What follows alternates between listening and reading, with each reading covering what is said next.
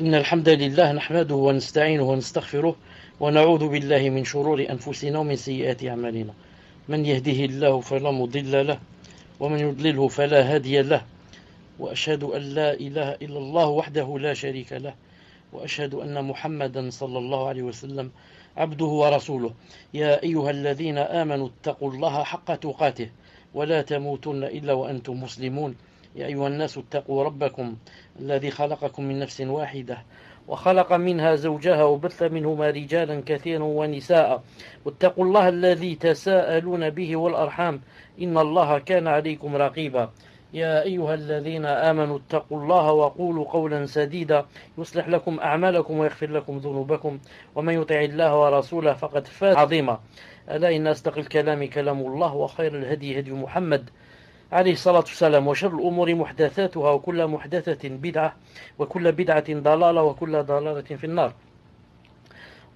Donc, Hayyakumullah, en cette soirée du 8 Safar 1435 de l'Hégire, correspondant au 11 décembre 2013, bi'idhnillahi ta'ala. Inch'Allah ta'ala, l'yom avec le 20e cours du dogme du monothéisme, bi'idhnillahi ta'ala. Et le titre d'aujourd'hui, c'est donc les catégories de l'association à Allah Azza wa Jal, les catégories du shirk. Et on va voir bi'idhnillahi ta'ala qu'il y a deux catégories. Donc la première, l'association majeure. La première, l'association majeure. Cheikh Fawzan Hafidhahullah a dit, il s'agit de l'association majeure, Shirk al-Akbar, qui fait sortir de la religion. Celui qui la commet sera condamné à demeurer éternellement dans le feu de l'enfer s'il meurt sans se repentir. Elle consiste, cette association, elle consiste à consacrer l'un ou l'autre culte à autre qu'Allah Azza wa Jal, comme l'invocation, l'immolation et les vœux faits aux tombeaux, aux djinns et aux démons, ou encore à craindre les morts, les djinns, de peur qu'ils ne fassent du mal ou rendent malade. Il y a également le fait d'espérer quelque chose de la part d'autres qu'Allah Azza wa Jal, que seul lui est capable de fournir, comme l'accomplissement des affaires ou le soulagement des malheurs dont seul Allah peut délivrer. Ce qui est d'ailleurs observé aujourd'hui autour des mausolées construits au-dessus des tombeaux des saints et des pieux. Allah subhanahu wa ta'ala dit dans le Coran, وَيَعْبُدُونَ مِن دُونِ اللَّهِ مَا لَا يَضُرُّهُمْ وَلَا يَنْفَعُهُم وَيَقُولُونَ هَؤُلَاءِ شُفَعَاؤُنَا عِندَ اللَّهِ 10-18. C'est-à-dire, ils adorent au lieu d'Allah ce qui ne peut ni leur nuire ni leur profiter. Et disent, ceux-ci sont nos intercesseurs auprès d'Allah Azza wa Jalla. Ça, c'est la première sorte d'association, shirk, qui s'appelle shirk al-akbar. Et pour résumer, qu'est-ce que ça fait? Ça fait sortir de la religion. Et ça fait quoi? Et ça fait rentrer éternellement en enfer. Sauf si quoi? Sauf si la personne a fait le shirk al-akbar, mais a fait le repentir, walhamdulillah. Naam.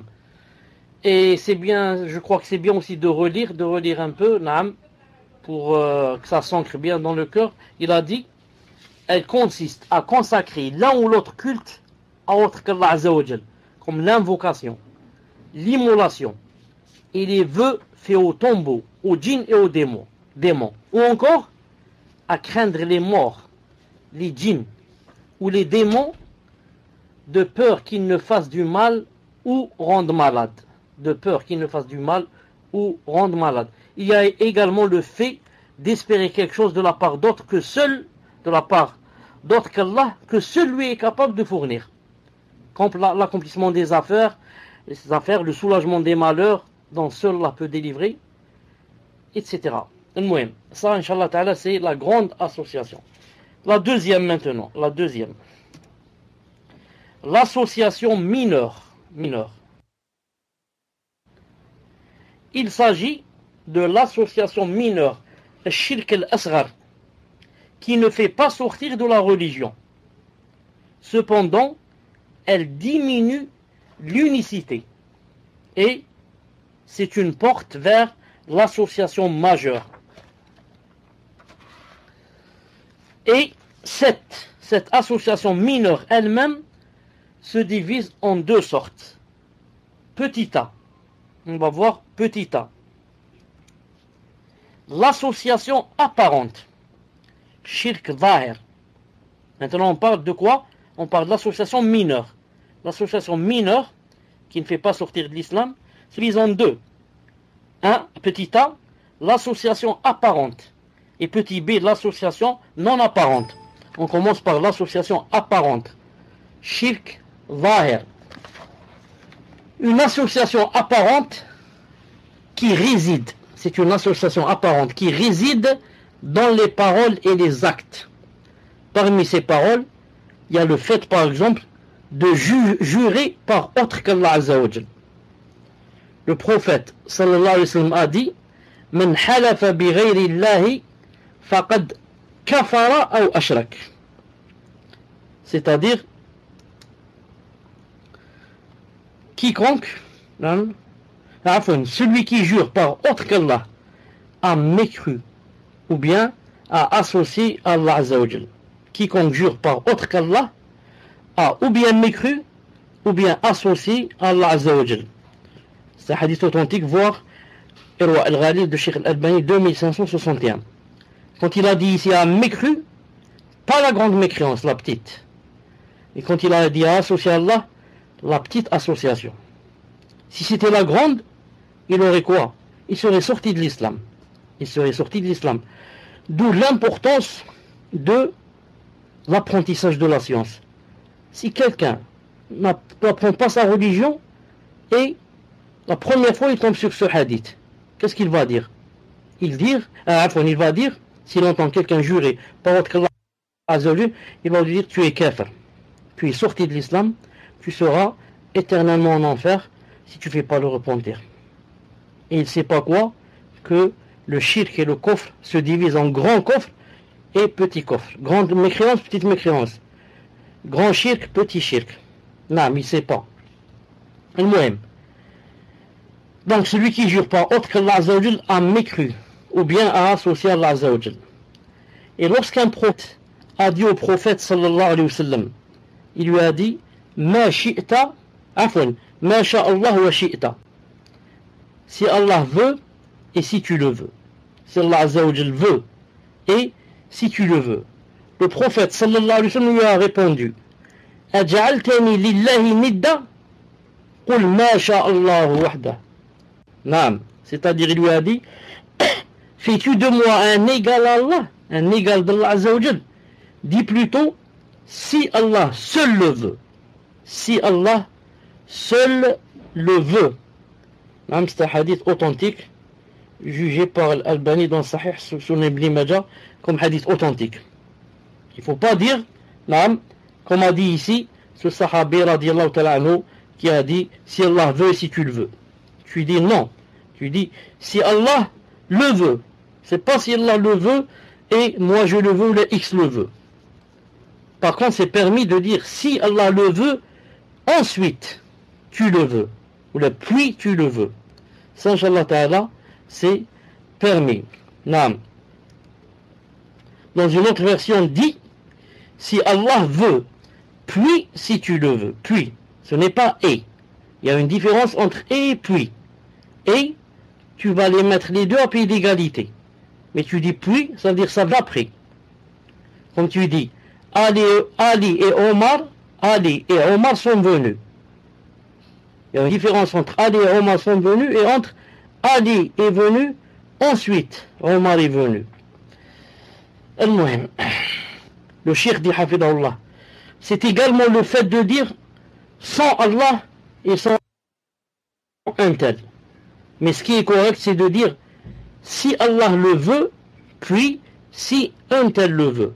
Ou sans Allah, puis sans un tel. Car l'expression puis, qui veut dire en arabe thumma, puis, fait allusion à un ordre de priorité. En d'autres termes, elle montre que la volonté du serviteur suit la volonté d'Allah. Naam. Elles ne sont pas les deux à égalité, mais plutôt la volonté du serviteur suit la volonté d'Allah Azza wa Jal. Comme a dit Allah Azza wa Jal au Coran, il a dit وَمَا تَشَاءُونَ إِلَّا أَنْ يَشَاءَ اللَّهُ رَبُّ الْعَالَمِينَ. Mais vous ne pouvez vouloir que si Allah le veut, lui, le Seigneur de l'univers. 81-29. Mais vous ne pouvez vouloir que si Allah le veut. Jamais tu ne peux vouloir une chose si Allah Azza wa Jal ne veut pas. Ensuite, maintenant, si cette chose est passée, c'est quelque chose de bien, etc., masha'Allah, alhamdulillah. Si c'est quelque chose de mal, ça ne veut pas dire que Allah Ta'ala, puisqu'il l'a voulu, qu'il l'aime. Non. Allah Ta'ala a créé le shaitan, il a voulu sa création, il ne l'aime pas. Et le contraire, Allah Ta'ala aime des choses et ne les a pas créées. Allah Ta'ala aimerait que Abu Jahl et que le pharaon soient des croyants. Mais il ne l'a pas voulu. Donc Allah Ta'ala aime des choses, il ne les veut pas, des fois, hein, il veut des choses et il ne les aime pas. Il a dit par contre, Cheikh Hafidhullah dit par contre, le et, parce qu'on a parlé du puis et du ensuite. Quand tu dis Allah veut puis toi, Allah veut ensuite toi, ça marche. Par contre, si tu dis et, Allah veut et toi, en arabe ça s'appelle loi, et. Par contre, le et, entre parenthèses loi, dans ce genre d'expression, indique l'égalité et le rassemblement. Et n'implique ni ordre, ni succession. C'est pour ça que c'est interdit. Comme la parole, tu dis par exemple, je n'ai qu'Allah et toi. Beaucoup de personnes disent comme ça. Je compte sur Allah et toi. Naam. Je n'ai personne pour m'aider qu'Allah Azza wa Jal et toi. Ça c'est haram. C'est de l'association mineure. Parce qu'elle se trouve dans les paroles. Naam. Il faut dire je n'ai qu'Allah Azza wa Jal, ensuite toi, pour m'aider. Je n'ai qu'Allah Azza wa Jal, puis toi, pour m'aider. Si tu dis je n'ai qu'Allah et toi, ça veut dire Allah et toi sont à pied d'égalité. Subhanallah al-Azim. Naam. Ou bien tu dis c'est de la grâce d'Allah et de la tienne. Naam. Ce projet que j'ai eu, masha'Allah, dans ma société, c'est de la grâce d'Allah, bifadlillah, et de la tienne. Ça c'est shirk. Il faut dire c'est de la grâce d'Allah Azza wa Jal, puis de la tienne. Puis de la tienne. C'est une ni'ma d'Allah, ensuite une ni'ma de toi. Et c'est possible qu'une personne fasse une ni'ma et une autre. Allah donne des ni'ma et nous on donne aussi des ni'ma. Comme a dit Allah Ta'ala en parlant du prophète Aslam,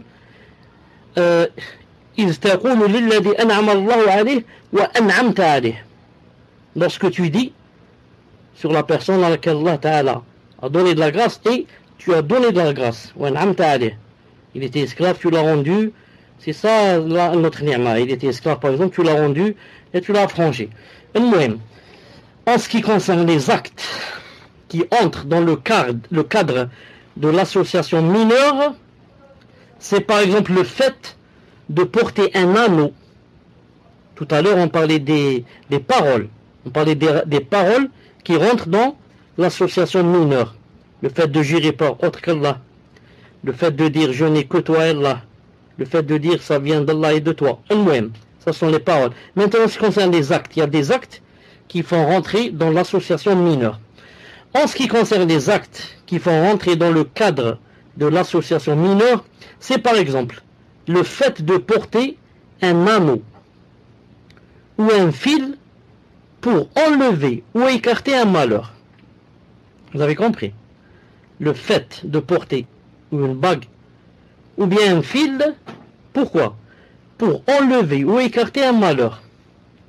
J'ajoute autre chose, le fait aussi de mettre dans son doigt la bague qu'on appelle de l'alliance ou d'alliance ou de fiançailles, quelque chose comme ça, avec dans le sens, dans le cœur, que ça attire l'amour de l'autre. Ça attire l'amour de l'autre. Si je mets cette bague dans mon doigt et mon fiancé va mettre aussi la sienne, ça va faire de sorte que on s'aime, on va s'aimer. Ça aussi, ça rentre dans quoi? Ça rentre dans l'association aussi, ici. Aussi, rentre dans l'association mineure le fait d'accrocher un talisman. Naam. Le fait d'accrocher un talisman. Naam. La main de Fatma, de la mettre, naam, en disant dans son cœur, c'est un moyen. C'est un moyen de repousser le mauvais œil. De repousser le mauvais œil. Cheikh Salah al-Cheikh a ajouté même le chapelet. Il a dit certains mettent le chapelet dans, il l'accroche comme ça sur le, disons, comment ça s'appelle, le miroir dans la voiture. Le rétroviseur. Dans le rétroviseur, des fois, ils accrochent le chapelet, dans le sens que ça porte bonheur. Et comme ça. Cheikh Hafidh Salah al-Cheikh a dit, même si la personne n'a aucune intention avec le chapelet, et elle a dit, je l'ai mis pour décor, pour parure, cette intention. Il a dit, malgré cela, il aura des péchés. Pourquoi? Car Rafa'a Shi'ar, il a élevé l'étendard des gens de Bida. Il a élevé dans sa voiture l'étendard des gens de la Bida. Il a dit, comme le fait d'attacher, d'accrocher un talisman pour se protéger contre le mauvais œil et autres. Il a dit, si la personne, quoi, écoutez bien maintenant ce qui va suivre. Écoutez bien, c'est très important. Maintenant, on va voir pourquoi la personne a accroché chose, par exemple. On va voir. Si la personne croit et pense en son fort intérieur, dans son cœur, que ce sont des moyens de dissiper ou d'écarter un mal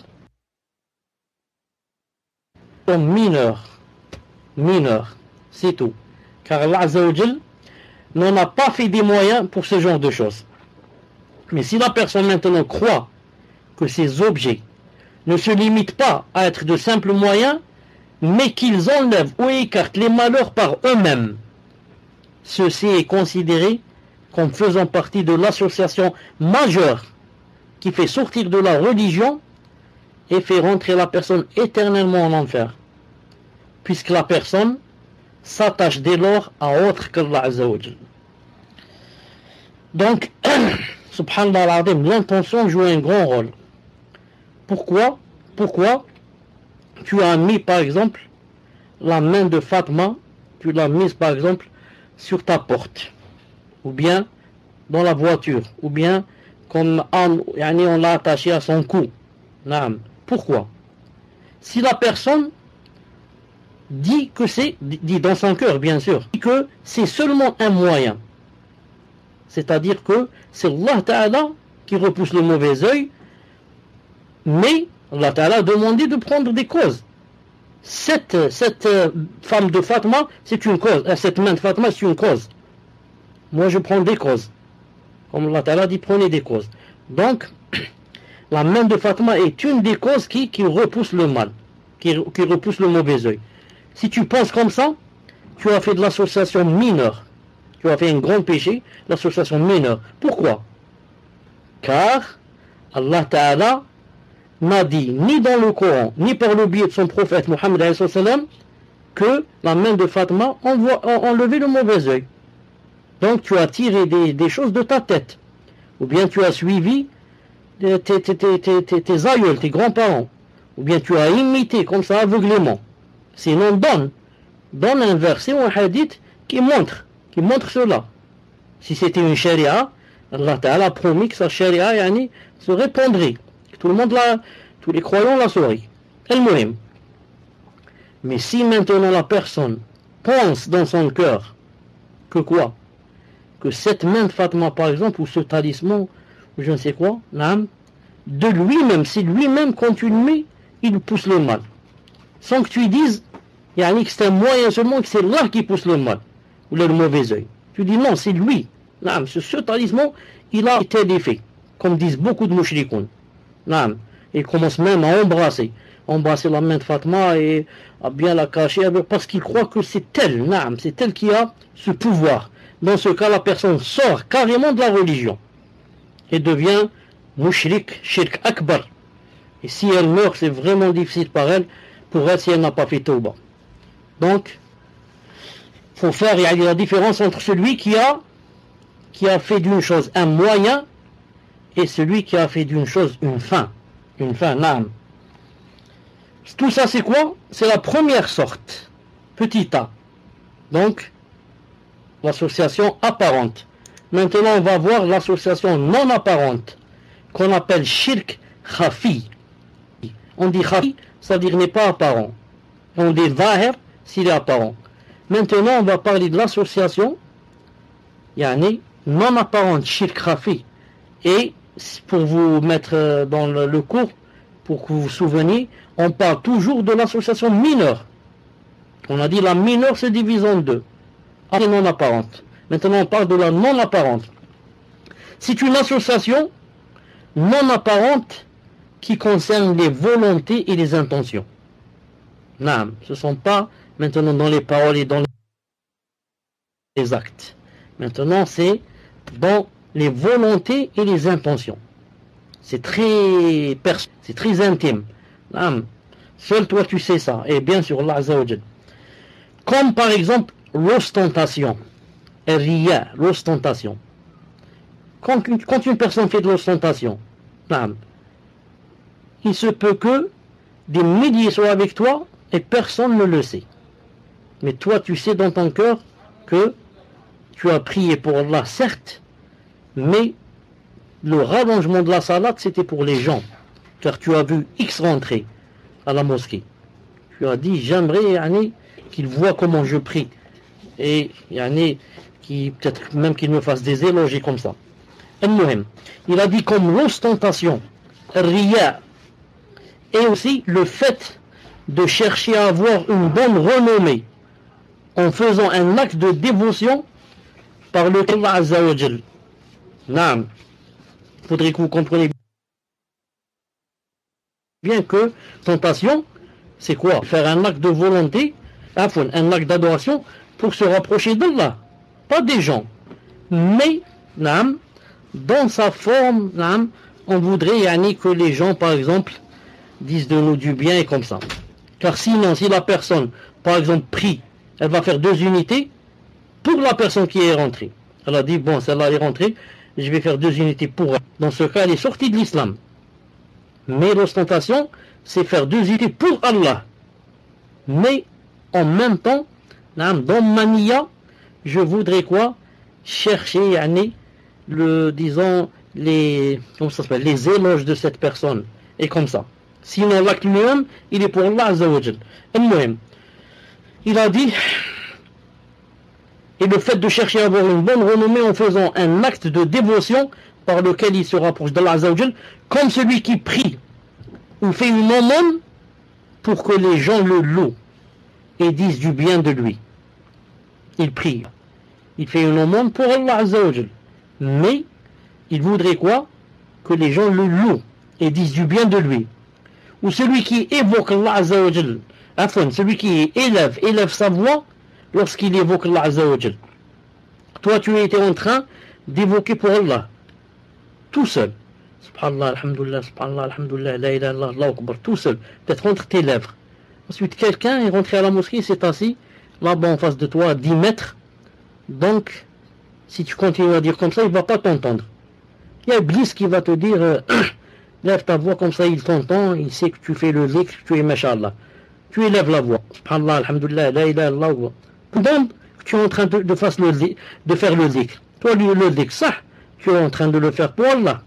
Mais maintenant, tu as élevé la voix pour qu'il sache, lui, et qu'il dise des choses de toi, des choses de bien. Tu es rentré dans l'ostentation. Naam. Ou celui qui enjolive sa voix lorsqu'il lit le Coran pour qu'il soit loué auprès des gens. Naam. Si tu étais seul, tu lis, de la façon la plus simple. Et maintenant qu'il y a des gens avec toi, tu lis, masha'Allah, avec ahkam, avec idram, avec iqlab, avec tout ce qu'il y a comme règle. Et quand tu vas à la maison, tu lis, comme on dit, bâcler. Tu veux bâcler la salade et aller manger, dormir. Et maintenant qu'il y a des gens avec toi, tu lis, masha'Allah, ahkam, et comme ça. Si l'ostentation se mêle à un acte quelconque, elle le rend vain, elle le rend nul. Car Allah Azza wa Jalla a dit dans le Coran, Allah Azza wa Jalla a dit dans le Coran, فَمَنْ كَانَ يَرْجُو لِقَاءَ رَبِّهِ فَلْيَعْمَلْ عَمَلًا صَالِحًا وَلَا يُشْرِكْ بِعِبَادَةِ رَبِّهِ أَحَدًا. Sourate Al-Kahf 110. Al-Kahf 110. Quiconque donc espère rencontrer son Seigneur, qu'il fasse de bonnes œuvres et qu'il n'associe dans son adoration nul autre à son Seigneur. Le témoin c'est quoi? Qu'il fasse de bonnes œuvres et qu'il n'associe. Voilà shirk al-asghar. Qu'il n'associe dans son adoration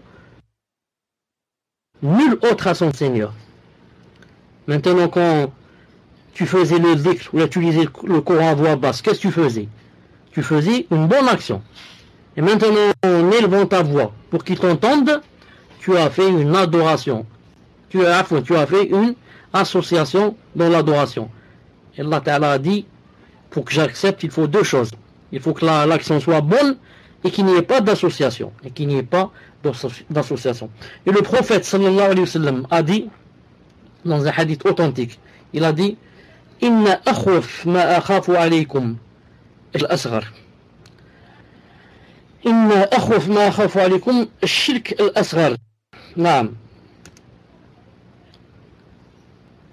قالوا يا رسول الله ما الشرك الأصغر قال الرياء. Ce dont je crains le plus pour vous, c'est l'adoration mineure. Ils diront, mais c'est quoi l'adoration mineure? Il répondit, l'ostentation, riya. Allah Azza wa Jalla va dire, ou la dira yawm al-qiyamah, après avoir rétribué les gens pour leurs œuvres, il va leur dire, ceux qui faisaient l'ostentation, il va leur dire, allez chez les gens auxquels vous faisiez l'ostentation et voyez si vous trouvez chez eux quelconque Silsila Sahih 951. Donc, les gens qui ont fait de bonnes œuvres et n'ont pas fait l'ostentation, ils vont trouver la rétribution et la grande récompense chez Allah. Allah va leur donner, ils ont fait des adorations pour lui. Quant à ceux qui ont fait l'ostentation, c'est-à-dire l'adoration, mais en même temps l'ostentation, shirk, Allah Ta'ala va leur dire Yawm al-Qiyamah, moi je n'ai rien à vous donner. Ce que vous avez fait, vous l'avez fait certes pour moi, mais aussi pour un autre, ou une autre, ou pour des gens.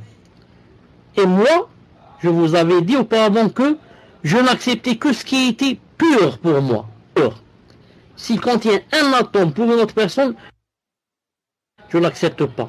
Subhanallah al-Azim. Allah subhanahu wa jal. Allah subhanahu wa jal. On n'accepte que si c'est pour lui. S'il y a un autre qui rentre avec lui, il ne l'accepte pas. Non. Même s'il rentre avec une part minime, il dit non. Il faut que ça soit à 100% pour moi pour que je te donne la récompense. S'il y a quelqu'un qui est rentré avec moi dans l'intention ici, dans ton intention, non, je donne rien. Va chez les gens auxquels tu as fait de l'ostentation, tu les as fait rentrer avec moi dans ton intention, dis-leur, peut-être qu'ils peuvent te donner une récompense. Peut-être que eux aussi, ils ont la clé du paradis. Peut-être qu'eux aussi, ils te permettent d'entrer au paradis. Je ne sais pas, va voir. Al-Muhim fait partie de cette catégorie. Aussi, quand je dis cette catégorie, ça veut dire Shirk al-Asghar. L'association mineure et bien sûr non apparente. Fait partie de cette catégorie aussi le fait d'accomplir une action quelconque pour un objectif mondain. Je répète, fait partie de cette catégorie shirk khafi, shirk non apparent. Le fait d'accomplir une action quelconque pour un objectif mondain, un objectif mondain.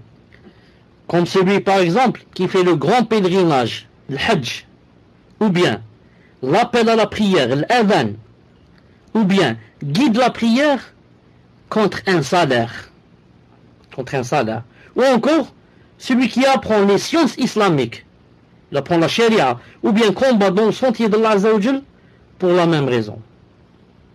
Le prophète sallallahu alayhi wa sallam a dit dans un hadith authentique, Ta'isa abdul dinar, abdul dirham, abdul qatifa, عبد الخامسة يا راضي وإن لم يعطى لم يرضى.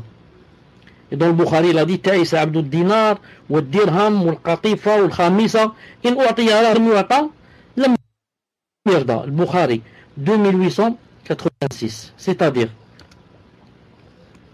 malheur à l'esclave du dinar, malheur à l'esclave du dirham, malheur du velours, malheur à l'esclave de la khamisa, manteau à motif qui peut être en soie. Si on lui donne, il se montre satisfait. Si on ne lui donne pas, il se révolte. Non. Malheur à cela. L'esclave du dinar. À cause du dinar, bon maintenant, quelqu'un va dire il n'y a pas de dinar. Si, le dinar il y a. En Algérie, au Koweït, je crois, dans d'autres pays, beaucoup de pays, le dirham, non, ça existe. L'euro, le franc, le mohim. Malheur à ceux qui deviennent l'esclave de la monnaie, de l'argent. Non. Qui, à cause de l'argent, en général, non, il est prêt à ne pas prier à l'heure. Et la femme est prête à se dévoiler.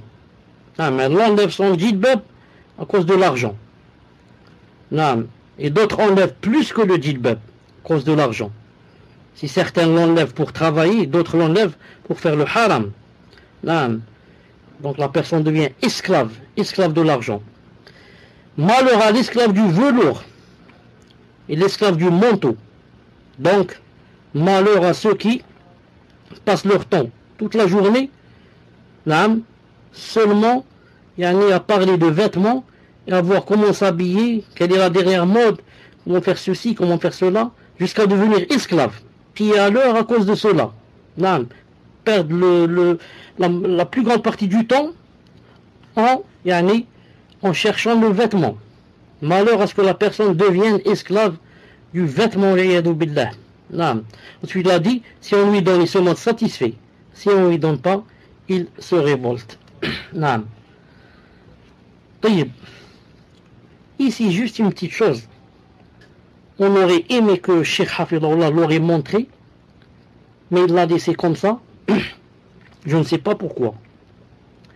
Quand il a dit, mais je suis sûr que si c'était Cheikh bin Uthaymin rahimahullah, il aurait mis ça, peut-être que le Cheikh rahimahullah, Hafidullah, ne l'a pas remarqué. Quand il a dit, le fait d'accomplir l'action rentre dans le shirk asghar, non apparent, le fait d'accomplir une action quelconque pour un objectif mondain, une action quelconque, dans le din,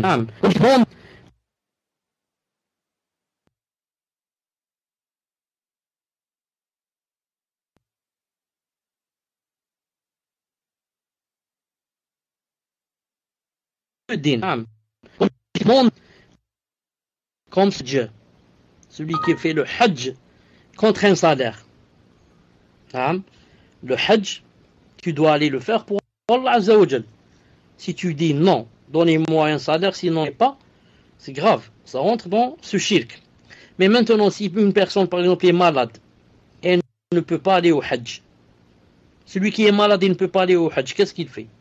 On voit, s'il sait qu'il guérit, il attend, il va au hajj. S'il sait que ça mal curable, il paye quelqu'un. Et lui va aller au hajj à ma place. Il paye quelqu'un. Est-ce que cette personne qui a été payée rentre dans ce qu'on dit? Elle ne rentre pas. Pourquoi? Allah Ta'ala a dit cette personne veut t'aider. Regarde, ce n'est pas obligé pour elle qu'elle aille, qu'elle se fatigue, qu'elle prenne l'avion, qu'elle, je ne sais pas, qu'elle reste presque un mois là-bas et laisse sa femme, ses enfants, peut-être son travail à cause de toi. Donc maintenant, si tu la payes, ça rentre dans la justice, l'adl. Sinon personne ne partirait. Tu dis à quelqu'un, pars à ma place, il te dit non. Pourquoi je pars? Moi je me fatigue, moi j'ai fait mon hajj, alhamdoulilah.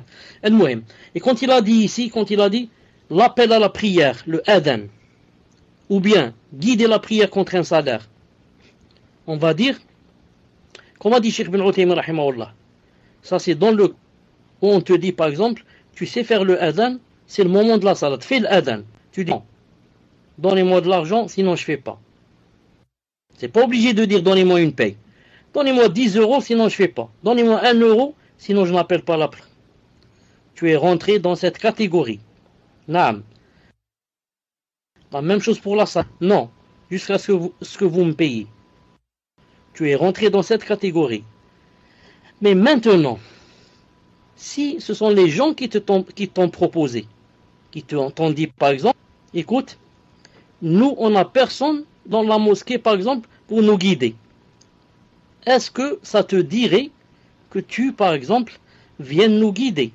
Tu dis mais moi je travaille, je peux pas rester toute la journée dans la mosquée. On te dit écoute, arrête le travail, on te donne une paye. Donc cette paye que tu vas prendre, ce n'est pas en contrepartie de la prière, mais en contrepartie du temps. Du temps, tu vas leur donner tout ton temps au lieu de donner ton temps au travail pour gagner de l'argent. Maintenant, tu ne peux plus, tu ne peux pas grouper entre les deux. Donc, tu t'es désisté de ton travail, de ta paye. Et maintenant, tu vas ton temps pour la mosquée et ils vont te payer. Ça se fait. La même chose pour le adhan. Reste que, comme a dit Cheikh Ben Uthaymin, il a dit, sauf maintenant, par exemple, si ça vient de l'État. Il a dit, si c'est l'État, le hakim, qui te donne de l'argent de Beit el-Mal, la maison des biens. Les musulmans ont une maison comme ça, où il y a de l'argent, de la zakat, etc. Si le hakim, disons le maire de la ville, disons le président de la République, le ministre des Affaires religieuses, te dit, voilà, garde la mosquée, prie des gens, et il a dit dans ce cas, il n'y a aucun problème, bi'idhnillahi subhanahu wa ta'ala. C'est la même chose pour quelqu'un qui te dit, apprends-moi le Coran. Et tu dis, je n'ai pas le temps, et c'est difficile, et je travaille, je sors jusqu'au soir. Il te dit, écoute, arrête de travailler, je te donne une paye. Et je te ramène mes enfants et les enfants, tu leur apprends le Coran. C'est possible ou c'est pas possible? C'est permis. Car, ce qui n'est pas permis, c'est de dire, quelqu'un te dit par exemple, apprends-moi sortir le Kahf. Tu lui dis, donne-moi de l'argent. Donne-moi 10 euros, je t'apprends sortir le Kahf. Tu ne me donnes pas, je t'apprends pas. Vous avez compris? Mais l'autre, qu'est-ce qu'il fait? Il est venu t'apprendre le Coran. Maintenant, qu'est-ce qu'il va faire? Tu vas lui donner de l'argent à cause quoi? À cause que il va se fatiguer. Il va suer. Il va répéter. C'est pas comme ça. Il va te corriger. Il va te dire, tu as dit faux. Ici, il y a idram, il n'y a pas iqlab, il y a ceci, il y a cela. Donc, si tu lui donnes l'argent, c'est en contrepartie de sa fatigue et de ses efforts. Et non pas en contrepartie du Coran. J'espère que c'est clair, Inch'Allah Ta'ala. L'imam Ibn al-Qayyim, qu'Allah Ta'ala lui fasse la miséricorde. Quant à l'association dans les volontés et les intentions, c'est un domaine on ne peut plus vaste. C'est très difficile. L'association dans les volontés et les intentions, c'est un domaine on ne peut plus vaste, c'est-à-dire très très vaste. Il n'y a pas plus vaste. Et peu de personnes en échappent. C'est vrai. Dans les intentions et les volontés, peu de personnes échappent au shirk. Celui donc qui a voulu, par son acte, autre que le visage d'Allah Azza wa Jal, et n'a pas l'intention par son acte de se rapprocher d'Allah Azza wa Jal en demandant sa récompense, a certes commis l'association dans sa volonté et son intention. La sincérité, l'ikhlas, est le fait de vouer sa volonté et son intention exclusivement à Allah Azza wa Jal. Telle est la religion pure qui fut celle d'Ibrahim alayhi salam et celle qu'Allah Azza wa Jal a enjoint à tous ses serviteurs de suivre. Et il n'acceptera d'aucun d'eux une autre qu'elle. Telle est la réalité de l'islam. Allah Ta'ala dit dans le Coran, وَمَنْ يَبْتَغِي غَيْرَ الْإِسْلَامِ دِينًا فَلَنْ يُقْبَلَ مِنْهُ وَهُوَ فِي الْآخِرَةِ مِنَ الْخَاسِرِينَ. 3,85. C'est-à-dire en français, et quiconque désire une religion autre que l'islam, il ne sera rien accepté de lui. Et il sera dans l'au-delà parmi les perdants.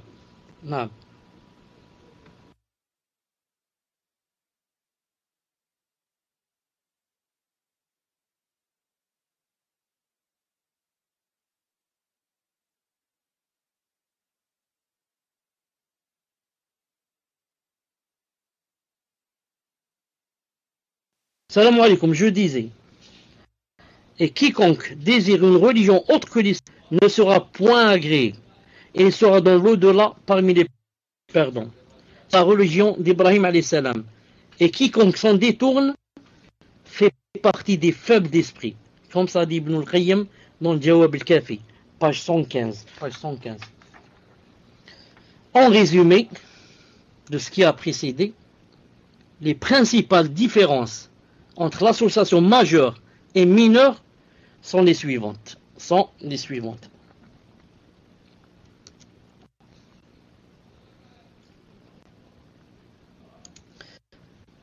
1.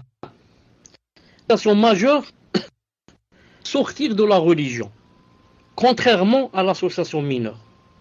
Il faut bien apprendre ça. La principale différence entre les deux associations. Le grand shirk, l'association majeure, fait sortir de la religion, contrairement à l'association, pas sortir de la religion. 2. L'association majeure fait que celui qui la commet demeure éternellement en enfer, alors que celui qui commet l'association mineure n'y demeure pas éternellement s'il y rentre. Éternellement, je l'ai mal écrit. Je répète, ce qui fait l'association majeure va rentrer et rester éternellement en enfer, alors que celui qui commet l'association mineure, s'il rentre en enfer, on ne sait pas s'il rentre, il n'y demeurera pas. Viendra le jour où il sortira, parce qu'il a fait seulement un grand péché.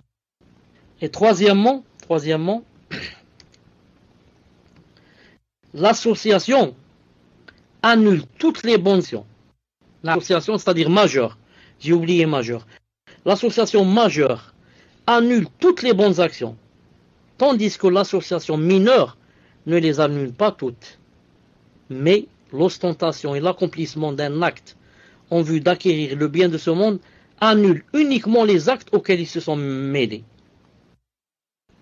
L'association majeure annule toutes les bonnes actions. Quant à l'association mineure, elle annule seulement, elle annule l'oration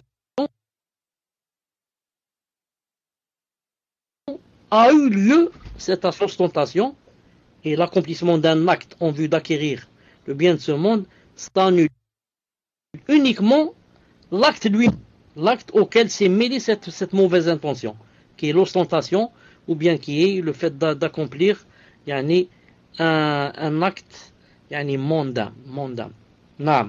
Voilà, Inch'Allah Ta'ala, les principales différences entre les deux. Voilà, Inch'Allah Ta'ala, pour le cours d'aujourd'hui. J'espère que les questions seront nombreuses. Subhanak Allahumma bihamdik. Ashhadu an la ilaha illa ant. Astaghfiruka wa atubu ilayk. Assalamu alaykum wa barakatuh. Amen. Salam alaikum, vous m'entendez? Bismillah wa salatu wa salam ala rasulillah. La première question, chère question d'un frère, il dit Ahsanallah ilaykum shaykhana. On trouve chez beaucoup de musulmans des tableaux accrochés au mur et sur lesquels sont écrits le nom d'Allah Azza wa Jal et le nom du prophète sallallahu alayhi wa sallam sur la même ligne et donc à la même hauteur. En général, les fabricants de ces tableaux mettent le nom d'Allah à droite et le nom du prophète sallallahu alayhi wa sallam à gauche. Mais encore une fois, les deux écritures sont à la même hauteur. Ma question est donc, est-ce que ceci peut être considéré comme une sorte d'association, même si la personne qui achète le tableau considère qu'Allah Azza wa Jal est certes le plus grand? Barakallahu fikum wa hayakum Allah. Sachez, cher, que je vous aime comme un père pour moi, qu'Allah en soit témoin.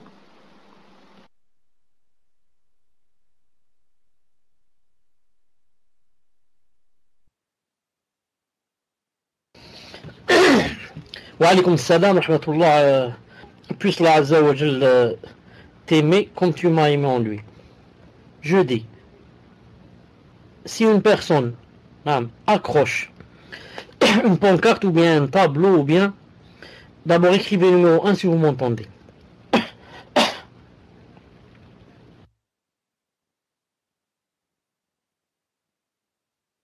alhamdulillah, où il y a les Bazawajal, mais sur la prophète sallallahu alayhi wa sallam, que ça soit à gauche ou à droite. Naam. S'il accroche avec la niya, naam, qu'ils sont quoi? Qu'ils sont les deux égaux. Là, ça devient shirk akbar. Shirk, yani association. Naam. Mais si maintenant il dit, ils sont pas égaux, mais quand même, il les a mis dans quoi? Dans la même ligne. Ça devient mineur. Parce que tu n'as pas le droit de mettre Allah Azza wa Jal et son prophète islam à pied d'égalité, yani, dans une chose pareille. Naam. Maintenant, si la personne n'a pas remarqué, il y a un tableau comme ça à la maison, n'a jamais remarqué cela, elle peut être excusée. Pourquoi? Car pour qu'un péché soit péché, il faudrait, comme je l'ai dit plusieurs fois, que la personne sache qu'elle est en train de faire le péché. Naam. Mais en général, je vous dis que ça n'a rien, yani, ça n'a aucun rapport avec la sunna, ni l'adoration de l'Azza wa Jal, d'accrocher des tableaux comme ça, yani, sur les murs. Des tableaux, yani, contenant des versets et Allah Ta'ala ou le prophète islam sur les murs. J'ai remarqué aussi qu'une fois j'ai été au Maroc, j'ai remarqué que c'était Allah, ensuite Al-Malik, ensuite chose j'ai oublié c'était quoi. Trois choses comme ça, yani, sur la même ligne. C'est écrit par terre avec ces dessins, etc. Watan, voilà, je crois. Allah, on a dit maintenant, ça rentre, car ils les ont mis à pied d'égalité, qu'Allah Azza wa Jal leur pardonne et nous pardonne. Naam, tfaddal.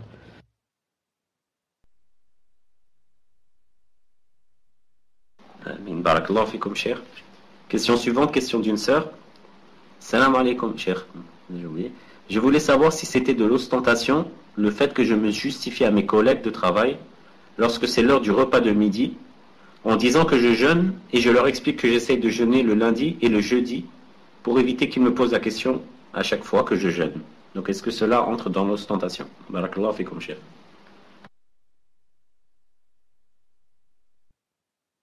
Afwan, il y a un mot qui a sauté. Donc il y a un mot clé dans la question. Tfaddal.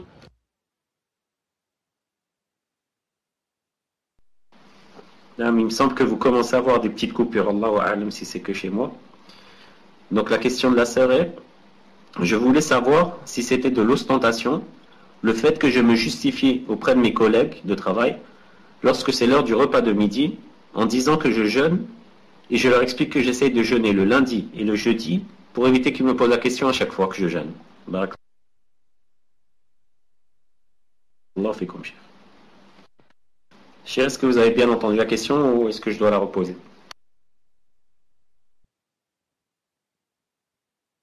Non, ce n'est pas la peine, Inch'Allah Ta'ala, vous m'entendez.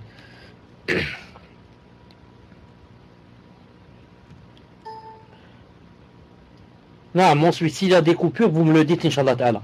Je dis, quand la personne dit, est-ce que c'est de l'ostentation ou pas? Le fait de dire que, par exemple, aujourd'hui je jeûne, je ne mange pas. Là que moi d'habitude je jeûne le lundi et le jeudi. Jeudi, Allah subhanahu wa ta'ala, l'ostentation c'est d'abord une chose qui se trouve au niveau du cœur et que seule la personne elle-même peut la discerner, peut savoir si elle a fait l'ostentation ou pas. Quand elle fait l'ostentation, la personne a un sentiment dans son cœur de joie d'avoir dit cela. Et quand la personne dit seulement pour informer, pas pour ostentation, elles sont le cœur apaisé. Elles sont le cœur apaisé dans l'adoration d'Allah Azza wa Jal. Naam. Et quand elles font l'ostentation, elles sont naam, une sorte de joie et elles sont que ce n'est pas pour Allah. Et elles sont un peu, yani, qu'elles se blâment. Elles s'auto-blâment dans son cœur. Elle dit, je sais que c'est de l'ostentation. Non, mais si elle a le cœur apaisé, alhamdoulilah. Je dis, ça aurait été bien si la personne me dit de manger ou là, et que par exemple je lui dis que aujourd'hui j'ai jeûné, non, ça aurait été bien que c'est pas la peine de dire que je jeûne chaque lundi ou le jeudi. Non. Je dis seulement qu'aujourd'hui, yani, j'ai jeûné. Non. Mais si maintenant j'ai dit avec une bonne intention, pour que c'est pas à chaque fois il me demande, et j'ai senti un apaisement dans mon cœur, ça veut dire que je l'ai dit, Inch'Allah Ta'ala, avec sincérité. Non. Donc ça revient yani, à la personne et au sentiment qu'elle a ressenti lorsqu'elle a dit cela. Wallahu Ta'ala alam. Tfaddal.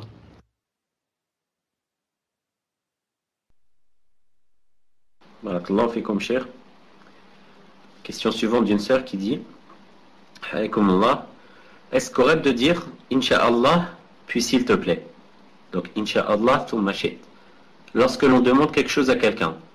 Par exemple, peux-tu aller me chercher du pain, Inch'Allah, puis s'il te plaît? Car j'ai pour habitude, lorsque je demande un service, d'employer cette manière, et on m'a déjà dit qu'il n'y avait aucune législation à ce sujet. Barakallahu fikum, cher.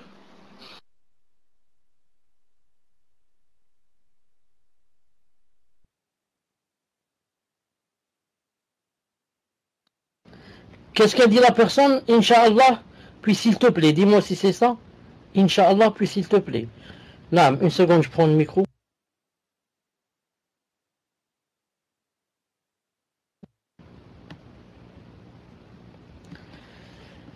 Quand la personne dit puis, ou bien ensuite, Naam, Inch'Allah Ta'ala, il n'y a pas de problème. À condition qu'elle dise puis, ou bien ensuite. Qu'elle ne joigne pas entre la volonté d'Allah et la volonté d'une personne, d'un être humain, yani, avec une conjonction comme et, mais plutôt comme ensuite ou le puis. Inch'Allah Ta'ala. Naam. Tfaddal.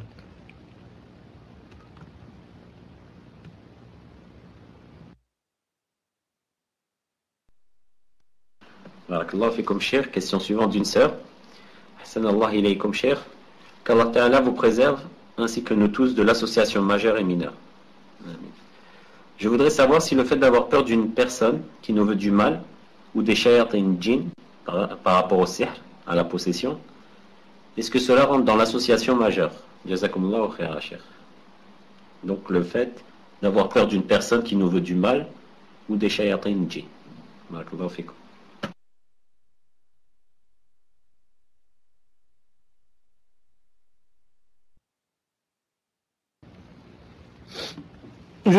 Une seconde, je vous cherche un verset, Inch'Allah Ta'ala. وإنه كان رجال من إنس يعودون برجال من الجن فزادهم رهقا. Une seconde, je vous cherche un verset, Inch'Allah Ta'ala, très important, pour que vous compreniez quelle est la peur qui est interdite. Quelle est la peur qui est interdite? Une seconde. Alors,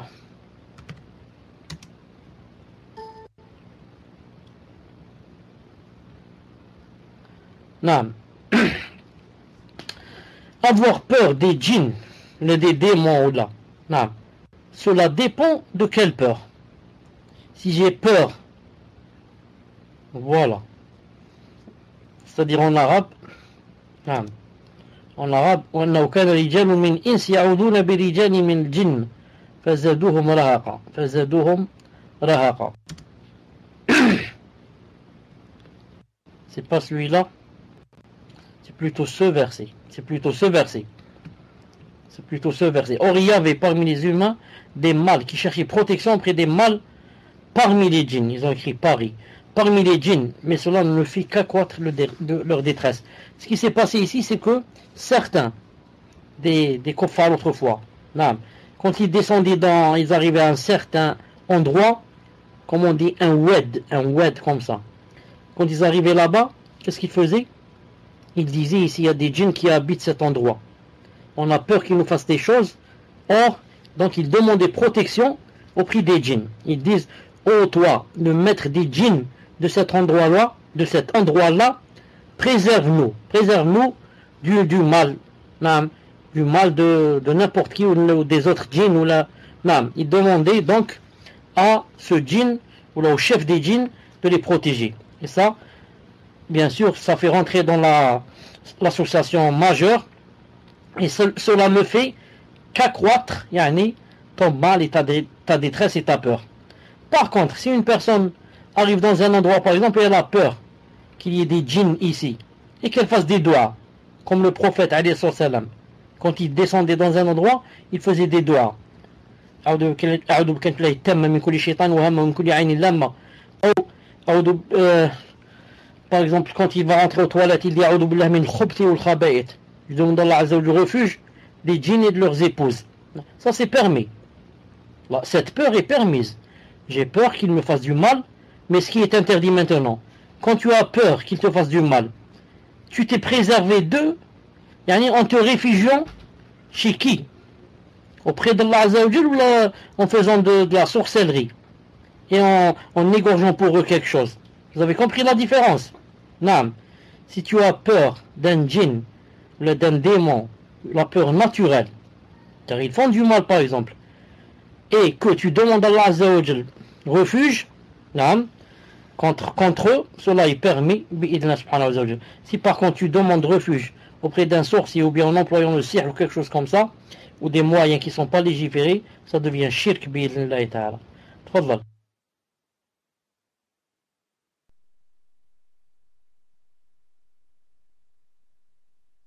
Barakallahu fikum, cheikh. Question suivante d'un frère qui dit qu'Allah vous accorde une longue vie avec des œuvres pieuses. Voici ma question. Comment se préserver du shirk khafi? Pouvez-vous me donner des conseils pour repousser ce mal? Et pouvez-vous revenir sur la parole de Cheikh Ibn al-Qayyim rahimahullah? Barakallahu fikum ya cheikh. Afwan, j'ai pas entendu les premiers mots de la question. Donc j'ai pas entendu les mots clés de la question. Si tu pouvais répéter, jazakallahu khayran. Amin ajma'in. Donc, cheikh, la question, comment se préserver du shirk khafi? Pouvez-vous me donner des conseils pour repousser ce mal? Et pouvez-vous revenir sur la parole de Cheikh Ibn al-Qayyim rahimahullah? Barakallahu fikum, cheikh.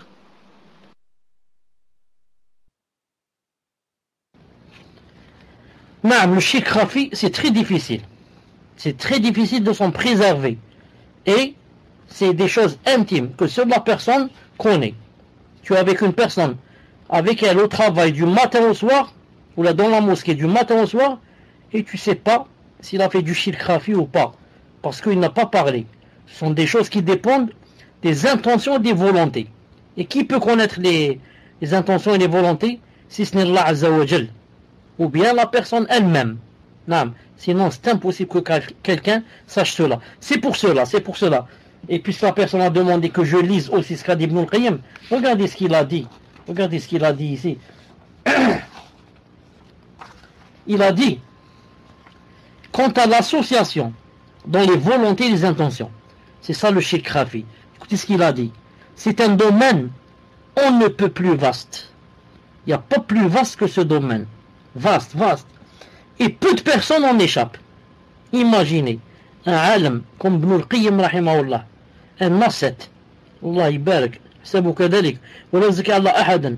Non, quelqu'un qui a passé sa vie, passe sa vie de salat al-fajr jusqu'à salat al-isha dans le dhikr et dans le tafsir, dans le hadith, dans les usul, non, dans le fiqh, dans le mirat, dans plus ce qui se passe dans son cœur, plus le dhikr. Il était très connu que il priait beaucoup, jeûnait beaucoup.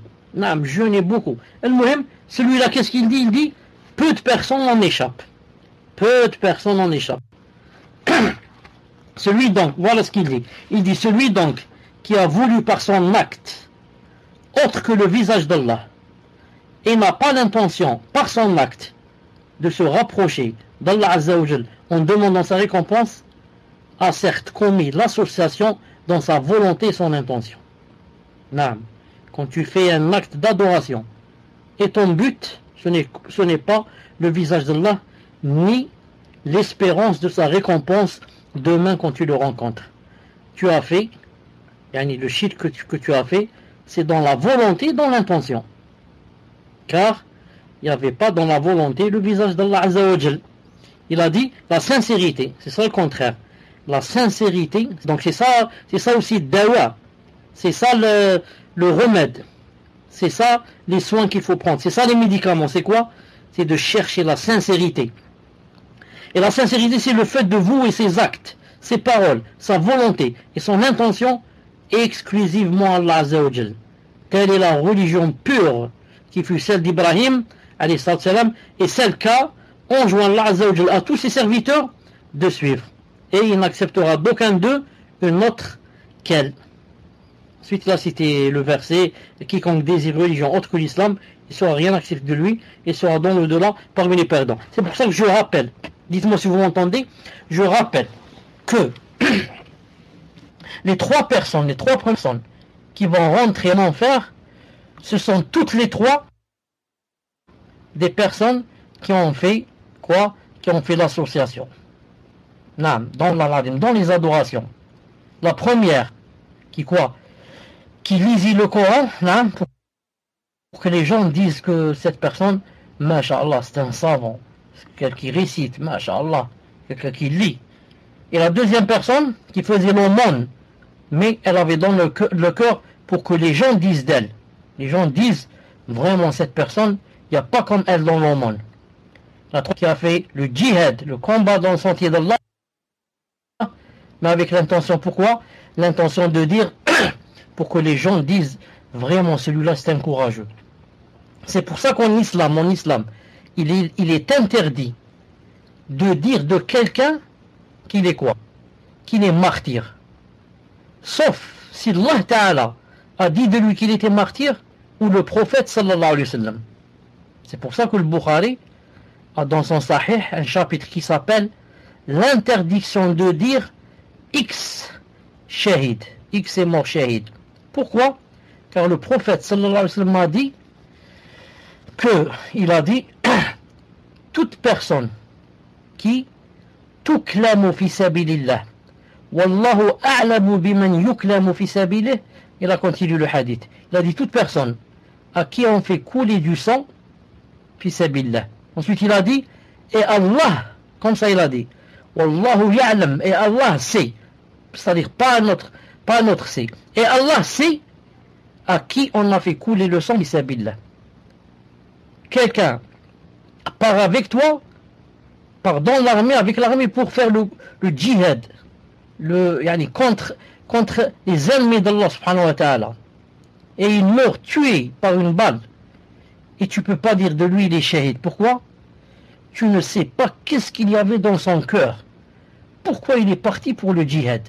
Certes il disait Allahu Akbar pendant toute la journée, mais au fond pourquoi? Tu sais pas, seul Allah ta'ala sait. Peut-être que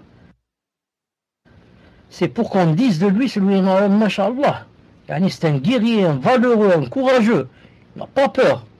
Ou bien, parce que quand il termine le djihad, il y a le butin qui est distribué. Peut-être qu'il est parti à cause du butin. Ou bien, pour qu'il soit là-bas un chef, pour qu'il devienne un chef. Ou bien, il est parti parce qu'il veut le visage d'Allah et le paradis. Avec, ses 8 portes. Allahu alam. Donc c'est pour ça qu'on ne dit pas X est mort shahid. X est mort shahid, sauf s'il y a dans le Coran ou la Sunna, Inch'Allah ta'ala. Tfadlal. Donc je dis à cette personne, le remède c'est la sincérité. C'est d'essayer de cacher au maximum ses actes et ses adorations. Sauf les adorations qu'on va faire par exemple en groupe. Naam. Mais les adorations facultatives, naam, qu'on fait nafila, comme lundi, par exemple celui qui jeûne lundi ou jeudi ou bien un autre jour, ou dans quelque chose, une aumône fi sabilillah ou là, s'il veut le visage d'Allah, alors qu'il essaie de cacher cela au maximum. Et tu verras et tu sais qu'il y a une grande différence quand tu donnes à quelqu'un 10 € en cachette et quand tu les donnes en ayant dans le cœur que j'aimerais que les gens me voient. Naam. Dans le premier cas en cachette, tu vas sentir une grande rahma qui va descendre dans ton cœur quand tu as donné fisabilillah. Pourquoi? C'est le jaza. Allah Ta'ala te récompense déjà à la minute même. Tu vas sentir le khushu' dans ton cœur. Tu vas sentir ta foi qui commence à grandir. Tu vas sentir ton cœur qui a bougé. Tu vas sentir les larmes qui veulent couler de tes yeux.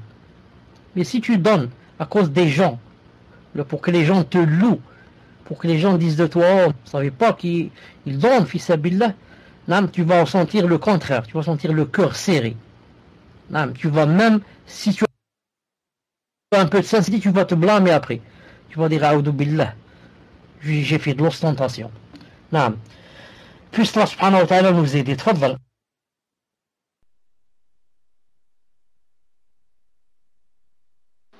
Barakallah fikum cher. Question suivante d'une sœur qui demande et qui dit qu'Allah vous récompense pour ce cours bénéfique. Alhamdulillah, c'est sur le shirk mineur. Par rapport à la main de Fatima, je ne sais pas si j'ai bien compris, mais dans notre niya, on la mettait pour uniquement s'embellir. Enfin, je la reformule, cher. Donc, si j'ai bien compris, si dans notre niya, on la met uniquement pour s'embellir et on rejette toute autre croyance, est-ce que cela rentre quand même dans le shirk mineur ou est-ce uniquement un péché? Barakallahu fikum, cher.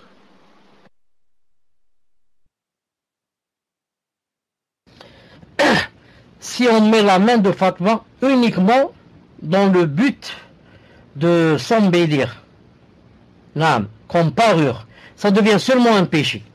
Ça devient seulement un péché parce que, pourquoi un péché? Tu t'es paré avec du haram.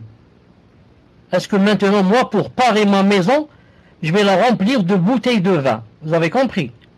Dans le salon, je vais poser une bouteille de whisky, une bouteille de vin rouge, une bouteille de vin rosé, 10 ou 15 bouteilles de bière. J'ai dit, c'est juste pour parure. Vous avez compris? Donc pour cela, je vais avoir un péché. Mais si maintenant c'était pour refouler le mauvais œil, ça devient shirk. Naam. Tfadal.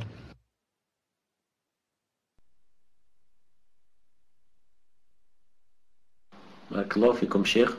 Question suivante d'un frère qui dit: je fais de l'ostentation dans chaque prière car je la fais en groupe. Des fois je rattrape les rak'a à faire et même des fois quand je suis tout seul en faisant des prières surérogatoires. Donc comment faire, sachant que je n'aime pas ça et pourtant j'aime beaucoup prier? Pouvez-vous m'expliquer, cher barakallahu fikum, qu'Allah vous accorde le paradis et je vous aime en Allah.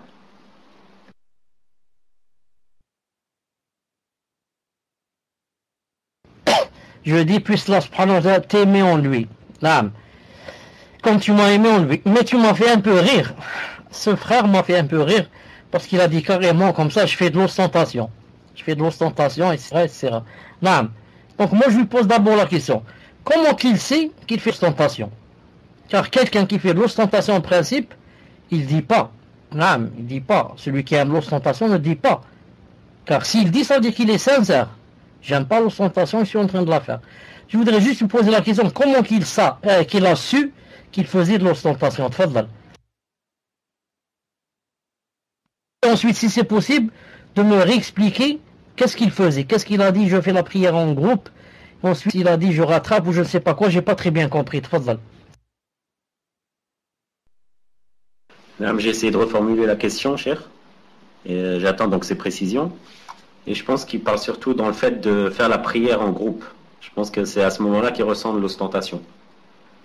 Donc en attendant, cher, ces précisions, je vous pose la question suivante. Question d'une sœur qui dit: ma question se porte sur l'explication que vous avez donnée au sujet d'Allah Azza wa Jal, au sujet qu'Allah Azza wa Jal a créé ses créations sans toutes les aimer.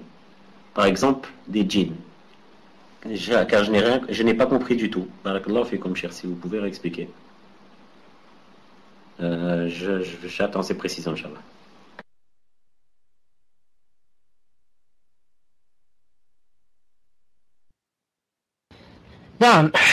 J'avais dit que pas tout ce que Allah Azza wa Jal veut ou bien crée, ça veut dire qu'il l'aime. Et pas tout ce que Allah Azza wa Jal aime ou bien crée, ça veut dire qu'il le veut. En arabe on dit Masha'Allah kan wa ma lam yasha lam yakun. C'est une règle très connue chez al-Salaf, chez les Salaf, al-Sunnah wal Jama'a. Non. Pas Wajal. Je dis ça d'abord en arabe, ensuite en français. Masha'Allah kan wa ma lam yasha lam yakun. Ce que Allah Ta'ala veut, il est. Il lui dit soit il est. Et ce que Allah Ta'ala ne veut pas, il ne sera jamais, n'existera jamais. Maintenant, je vais donner des exemples pour prouver qu'Allah subhanahu wa ta'ala, des fois il veut des choses, donc il les crée, mais il ne les aime pas. Et des fois il aime des choses, mais ne les veut pas, ne veut pas qu'elles se produisent. Donc ne les crée pas. Je donne un exemple. Qui a créé le shaitan? Qui l'a créé? C'est Allah subhanahu wa ta'ala. Si quelqu'un va dire c'est pas Allah, c'est un autre, donc celui-là il devient kafir. Donc il va dire qu'il y a deux dieux. Allah qui nous a créés et un autre qui a créé le shaitan. Donc on est tous d'accord que c'est Allah Ta'ala qui a créé le shaitan. Et dans le hadith authentique, qu'il a créé de quoi? Il a créé d'une fumée. Et dans le Coran, min marijin min nar. Al-muhim. Maintenant Allah Ta'ala quand il a créé le shaitan, est-ce que Allah Ta'ala aime le shaitan? Aime. Ne l'aime pas. C'est son grand ennemi. Et Allah Ta'ala, avant de le créer, savait qu'il allait devenir son ennemi. Il aurait pu dire, je sais que celui-là, si je le crée, il va pas m'obéir quand je lui demande de se prosterner à Adam. Donc, il va devenir mon ennemi déclaré, donc je ne le crée pas. Mais Allah Ta'ala l'a créé malgré qu'il ne l'aimait pas. Non, Allah Ta'ala a voulu qu'il soit dans ce monde alors qu'il ne l'aime pas. Et le contraire, des fois Allah Azza wa Jal aime des choses, mais il ne les crée pas, elles n'ont pas lieu. Pourquoi? Parce qu'il ne les a pas voulues. Il y a une différence entre aimer et vouloir, entre le mahabba et le mashi'a, on dit en arabe. Non. Allah Azza wa Jal, par exemple, aimerait que tout le monde soit musulman, soit croyant. Allah Ta'ala aime quand une personne croit en lui ou bien n'aime pas. Aime. Allah Ta'ala aime que le kafir, Jean-Pierre et Jean-Paul et Marlene et je ne sais pas qui, ils aiment qu'ils deviennent croyants ou ils n'aiment pas? Ils aiment. Naam. Dans le hadith authentique, que Allah Ta'ala vraiment yafrah. Vraiment yafrah, il se réjouit. Naam. Quand quelqu'un fait le repentir. Mais malgré cela, il y a des millions, voire des milliards de gens qui ne sont pas croyants. Pourquoi? Car il n'a pas voulu cela. Il n'a pas voulu. S'il avait voulu, il l'aurait fait. Il aurait dit soit et il est. Non, c'est tout. Donc Allah Ta'ala aime des choses qu'il ne crée pas et crée des choses qu'il n'aime pas. Si c'est pas clair, je réexplique, Inch'Allah Ta'ala. Tfadal.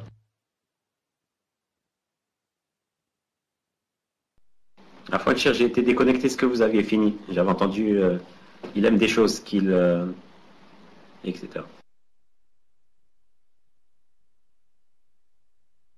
Alhamdoulilah. Donc je passe à la question suivante. Question d'une sœur qui dit: Cher, vous avez parlé dans votre cours de ceux qui aiment la mode. Moi, je suis quelqu'un qui aime la mode et qui aime acheter des vêtements pour plaire à mon époux. Est-ce que je rentre dans le cas de ceux cités par le prophète sallallahu alayhi wa sallam? Barakallahu fikum pour vos cours et qu'Allah Ta'ala purifie notre tawhid.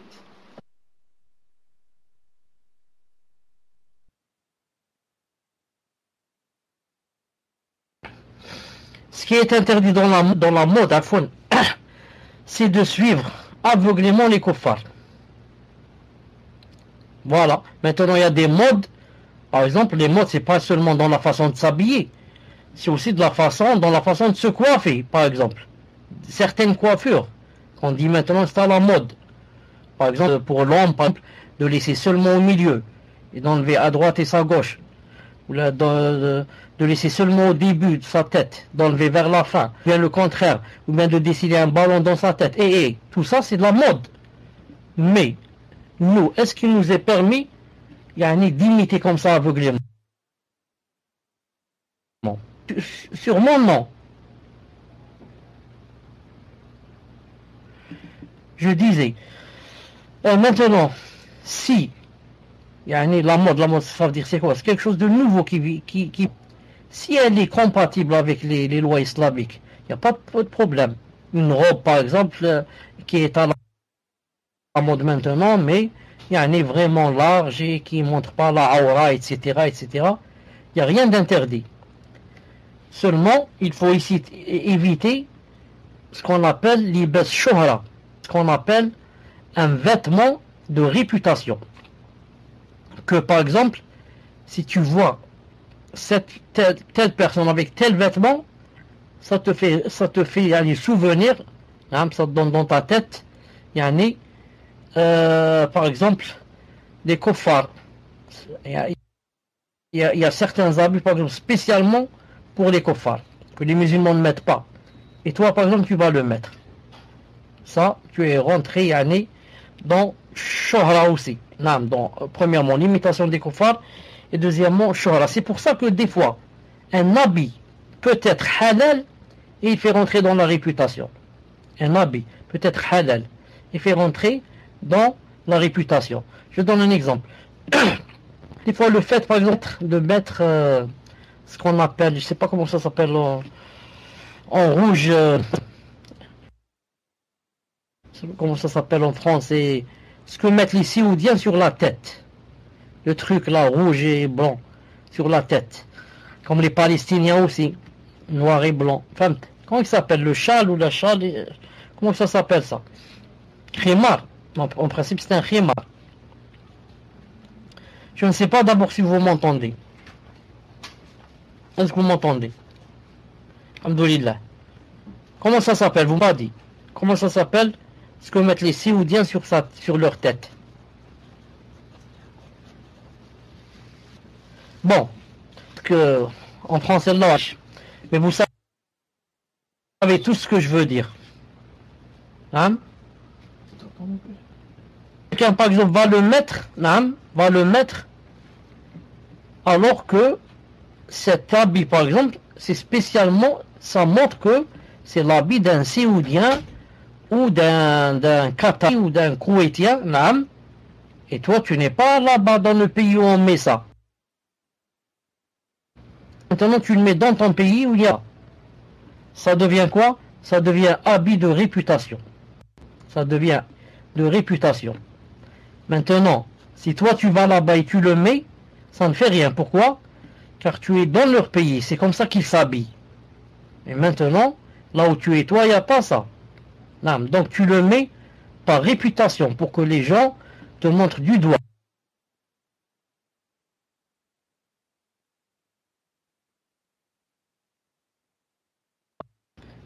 Regardez celui-là, comment il est habillé, commence à être réputé parmi les gens.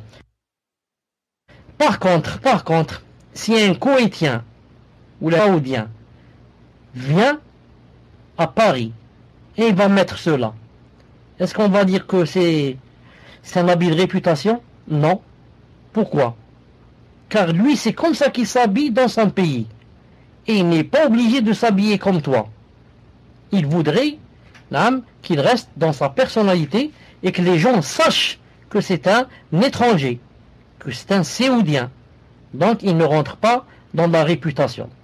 Voilà la différence. Je reviens à la sœur, je dis, le hadith dont on a parlé, quand j'ai parlé moi tout à l'heure, le Cheikh Fawzan Hafidullah a parlé, ou plutôt le hadith qui dit, parler de l'esclavage, l'esclave du dinar, l'esclave du manteau, etc. Il parlait de celui qui va, comment je vais dire le mot, du matin au soir. Il ne pense qu'à ça. Il ne fait que cela. Il adore cela. Ça rentre presque dans l'adoration. C'est comme si, par exemple, quelqu'un ou là une femme va se mettre devant, comment ça s'appelle, le miroir du matin jusqu'au soir. Elle passe la plupart de son temps en face du miroir. Celle-là, elle s'est adorée. Elle s'est auto-adorée. Vous avez compris? Elle donne plus de temps au mari. Si elle s'admirait seulement, c'est permis. Mais elle s'adore. Car je peux me voir dans le miroir quelques minutes et je m'admire. Je me parle, on me dit je suis beau, je suis ceci, je suis mignon, malish. Et maintenant, je vais rester du matin au soir, naam, des heures et des heures. Et tout le temps. Si c'était juste pour un mariage, pour une fête, plus ou moins. Mais tout le temps, matin au soir. Ni je lis Coran, comme on dit, ni, ça rentre dans l'adoration. Naam. Donc, si maintenant une personne veut acheter des choses juste pour plaire à son mari et que les choses qu'elle achète, vêtements, etc., sont conformes à la charia, ne montrent pas la aura, ne sont pas des choses spéciales des kuffars, etc., c'est permis, Inch'Allah ta'ala. Tfadlal. Je sais pas pour les autres, mais chez moi ça a coupé à la fin, je n'ai pas entendu la fin. Malish, les autres ont entendu, Inch'Allah. Les autres ont entendu, Inch'Allah. Alhamdulillah. Donc, Cheikh, je reviens à la question du frère qui avait dit j'ai de l'ostentation dans chaque prière, car je la fais en groupe. Des fois, je rattrape les rak'at à faire, même des fois quand je suis tout seul, en faisant des prières surérogatoires. Donc, comment peut-il faire pour, Cheikh, si j'ai bien compris la question, comment peut-il faire, Cheikh, pour ne plus tomber dans l'ostentation? Car il aime beaucoup prier, il n'aime pas le fait de faire d'ostentation, et quand on lui a demandé des précisions, il a dit qu'il ne sait pas ce qu'il ressent vraiment, mais il ressent en faire de l'ostentation. Je lui dis deux choses. La première, il ne faut pas délaisser la prière du groupe à cause de l'ostentation et dire non, moi quand je prie en groupe, donc je vais rester prier à la maison. Ça c'est la première chose, la première faute qu'il ne doit pas faire. Il doit prier en groupe, malgré s'il ressent, qu'est-ce qu'il ressent. C'est la première des choses. La deuxième, il ne doit pas prier nafila à la mosquée. La nafila, la prière surérogatoire, ne se prie pas à la mosquée, mais se prie à la maison si on est sincère. Et une prière surérogatoire à la maison, c'est l'équivalent de 27 prières. Non. Si tu l'as pris à la mosquée, tu as seulement une prière. Si tu l'as pris à la maison, tu as 25 ou 27. Et le contraire, pour la prière obligatoire. Tu l'as pris à la maison, tu as une seule. Tu l'as pris à la mosquée, tu as 25 ou 27. Donc, pour la nafila, la prière surérogatoire ne se prie jamais à la mosquée. Sauf quoi? Sauf par exemple tarawih. Ou bien les 2 rak'at de la mosquée, quand on rentre à la mosquée. Sinon, on doit les prier à la maison. Pourquoi? Pour avoir plus de récompenses et pour prouver qu'on est sincère. Tu vois, quand on est à la mosquée, on veut prier une nafila. Quand on va à la maison, on ne prie pas. Pourquoi? Donc, on ne prie pas seulement pour Allah. La preuve, on prie à la mosquée car il y a des gens qui nous voient. Quand on va à la maison, il n'y a pas de nafila. Je vais voir la télé. Vous avez compris? Mais si je suis sincère, et maintenant je vais prier une nafila dans la maison. Et encore, peut-être même des fois mes parents ou ma famille ne sait pas. Je suis dans ma chambre. Ça passe ce que je suis en train de faire. Et je dis Allahu Akbar et je fais 2 rak'at ou bien 4. Tout seul. C'est une preuve que c'est pour Allah. Ensuite, si quelqu'un rentre dans la chambre et il me voit, c'est pas grave. Parce que c'est pas moi qui l'ai appelé pour qu'il me voie. Je ne lui ai pas dit, je vais prier, viens me voir. C'est pourquoi l'importance et la grande importance de la prière de la nuit. Pourquoi? Car tout le monde dort. Et celui qui te voit, c'est seulement Allah Azza wa Jal qui vient de descendre au ciel de la dunya. Non. Sinon, tous les autres sont en train de dormir. Personne ne sait. Si ta famille qui habite avec toi dans la maison ne sait pas, qu'en est-il des gens qui sont dehors? Donc il est possible que la personne se lève, prie, ne serait-ce que 2 rak'at, et se couche sans que personne dans la maison ne le sache. Masha'Allah, c'est ça l'ikhlas. C'est vraiment une preuve que c'était pour Allah. Si c'était pas pour Allah, j'aurais aimé réveiller les gens avec moi pour qu'ils sachent. Naam. Allahu Akbar. Puisse Allah Azza wa Jal nous donner la sincérité. Tfadlal.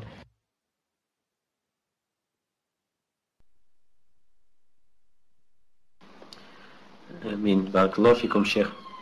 Question suivante d'une sœur qui dit: dans le cours, vous avez dit à la fin que si une personne commet le shirk asrar, il ne restera pas en enfer s'il y rentre.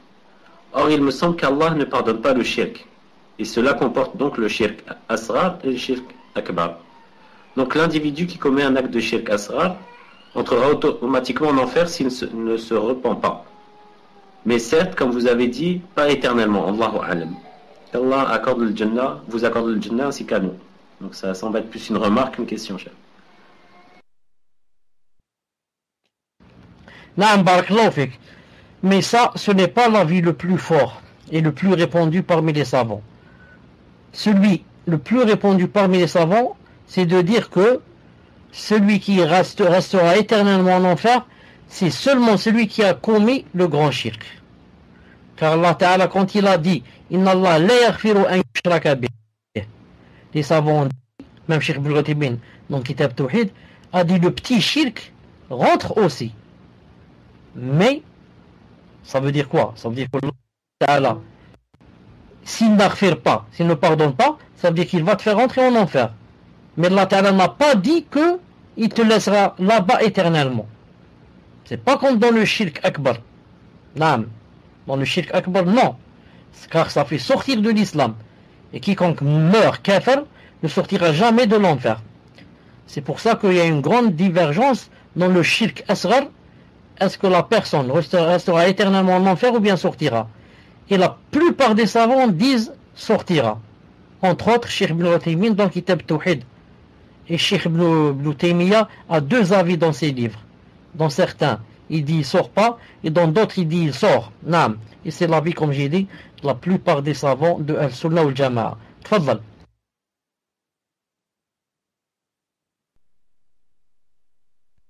Barakallahu fikum, cheikh.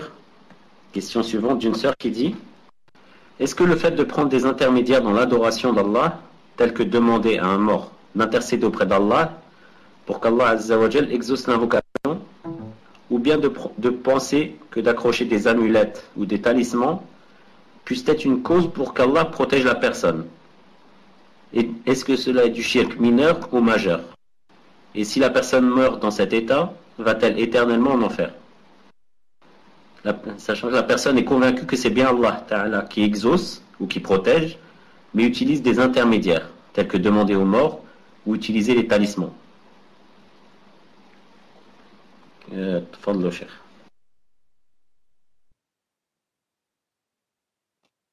Déjà, le fait que je demande aux morts quelque chose, on demande le shirk. Quoi? Le mort ne peut rien faire. C'est pour ça qu'on dit de lui qu'il est mort. Il est dans sa tombe, au-dessous de la terre. La preuve qu'il ne peut être ni utile, ni me donner un bien, ni refouler un mal. Quelle est la preuve?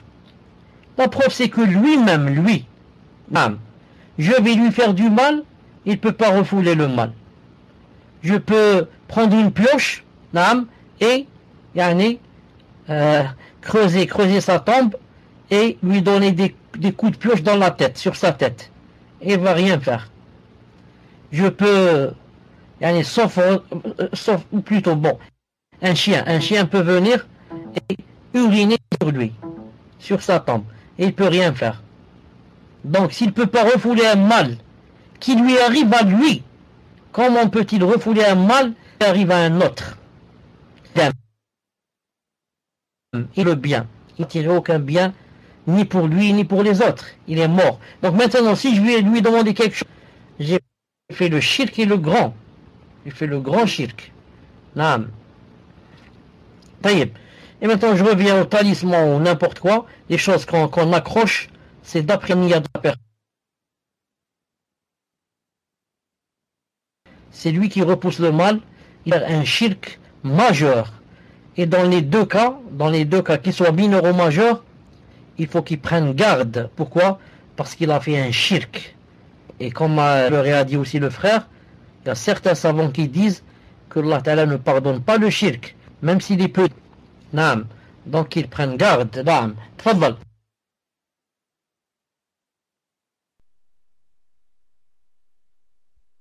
Barakallahu fikum, cher. Question d'une sœur qui dit: nous savons que ceux qui consultent les voyants, leur prière ne passe pas pendant 40 jours. Quelle est la conduite à tenir pour ces personnes?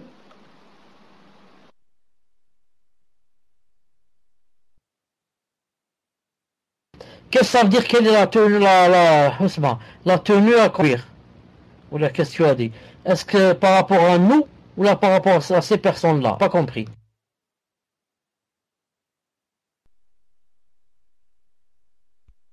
En attendant une précision, chère, question suivante d'une sœur qui dit: que doit-on faire quand on voit qu'on a de l'ostentation? Est-ce qu'il faut arrêter l'action en cours? Ou bien si on ne l'a pas commencé, ne pas la faire du tout? Ou faut-il continuer, cher? Barakallahu fikum. Si on a commencé l'action, on doit, j'ai dit Allahu Akbar, j'ai commencé à prier. C'était pour qui? Pour Allah Azza wa Jal, ça? Alhamdulillah. Maintenant, une personne est rentrée. Et une personne, masha'Allah, auquel je donne l'importance, et je voudrais qu'elle me voie en train de prier, et je commence à rallonger ma prière. Non. Ou là, quelque chose dans mon cœur me dit, rallonge la prière, X est rentré. Ça, c'est l'ostentation. Ça, qu'est-ce que je fais? Si j'obéis à l'ostentation, et je rallonge, ma prière est nulle. Mais si je pousse, non, je pousse autant que je peux, dans mon cœur, non, et que je continue, et c'est-à-dire je pousse et je continue, ma salat est quoi? Et Inch'Allah Ta'ala accepté, comme ça dit Cheikh Ibn Uthaymin Allah yarhamou. Non. Si en pleine adoration, et que cette adoration ne se divise pas, c'est-à-dire c'est un tout, comme la salat, car la salat ne se divise pas, c'est un tout. Dans ce cas, si l'ostentation vient dans la salat, qu'est-ce qu'on fait? Si on obéit à l'ostentation, notre salat devient nulle. Mais si on repousse autant qu'on peut, la salat est acceptée. Maintenant, si c'est avant de prier, j'étais assis, ensuite, j'ai dit, je vais faire 2 rak'at, ensuite j'ai vu quelqu'un rentrer, ce quelqu'un-là, auquel j'aimerais qu'il me voie en train de prier, mais j'ai pas encore commencé. Maintenant, il vaut mieux éviter bi'idhnillahi ta'ala. Pourquoi? Car avant de commencer l'adoration, j'ai senti déjà l'ostentation. Avant. Sauf si quoi? Si je peux pousser maintenant et refouler. Si je refoule jusqu'à ce qu'il n'y ait rien, je prie. Mais si je sais que, j'ai dans le cœur que il va participer, cette personne va participer avec moi dans la niya, il vaut mieux attendre jusqu'à ce que ça se passe, jusqu'à ce que ça passe, surtout que ce n'est pas une adoration obligatoire. Si c'était une adoration obligatoire, comme prier en groupe, ça, je dois la faire. Je ne dois pas dire les gens me voient, hein, comme si je suis dans le Hajj. Et maintenant, c'est Arafat. Je ne vais pas dire j'ai l'ostentation, je ne vais pas assister à Arafat aujourd'hui, je laisse demain. Non, ça c'est quelque chose d'obligatoire. Il n'y a pas l'ostentation dans les choses obligatoires. Je l'ai fait malgré moi. Non. Tout cela, si l'adoration c'est un groupe, un tout, comme la salat. Maintenant, si c'est une chose qui n'est pas un tout, comme par exemple, je dis dans ma tête que je vais donner 100 € fi sabilillah. J'ai donné 50 et les 100 € que j'ai, c'est 2 billets de 50. J'ai donné le premier billet. Ensuite, quand j'ai voulu donner le deuxième, quand j'ai donné le deuxième, tout en le donnant, je l'ai donné avec ostentation. On va dire l'aumône, c'est pas un tout, c'est quelque chose qui se divise. Les 50 premiers euros sont acceptés. Tu les as donnés, comment? Fi sabilillah. Les deuxièmes ne sont pas acceptés. Tu les as donnés avec ostentation. Pourquoi? L'aumône, c'est une adoration qui n'est pas un tout. Ça dépend. Si tu as 2 billets de 50, tu vas faire donc c'est 2 aumônes. Vous avez compris? C'est pas une seule. C'est pas comme la salat. La salat, s'il y a 4 unités, tu fais l'ostentation T, toutes les 4 ne sont plus valides. Pourquoi? Car la salat c'est un tout. Elle commence par Allahu Akbar et se termine par Assalamu alaikum. Naam, tfadal.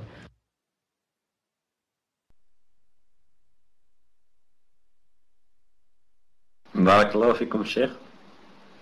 Une question suivante d'un frère qui dit Hafidakumullah, cher. Puis-je avoir le tafsir du verset, même s'il paraît clair? Donc le verset suivant. Et la plupart d'entre eux ne croient en Allah qu'en lui donnant des associés. Le verset que vient de mettre Tawfiq. Barakallahu fikum, cher.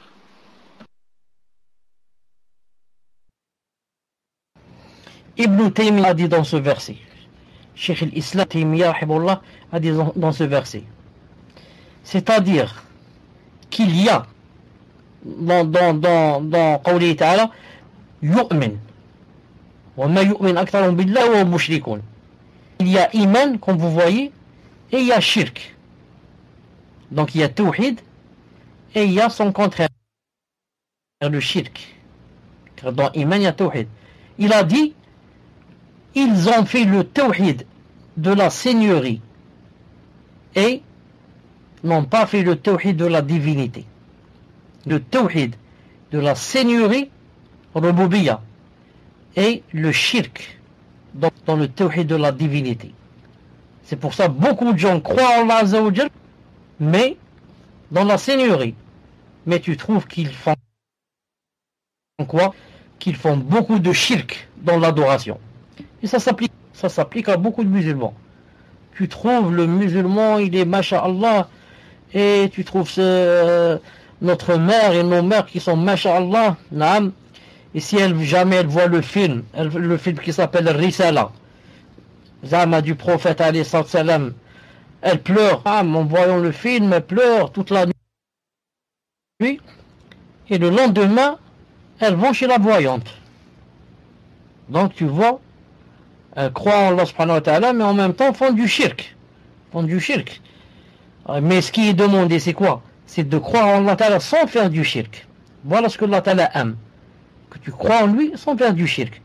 Maintenant, d'un côté tu crois et de l'autre tu fais du shirk, donc tu annules ce que tu es en train de faire. Wallahu ta'ala alam. Tfadlal.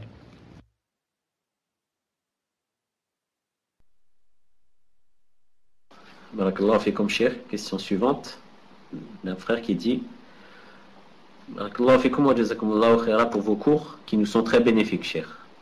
La question est il y a des gens qui sont très pratiquants durant leur vie et de façon sincère, mais ils ont hérité de leurs parents des rituels qui relèvent du shirk asrar.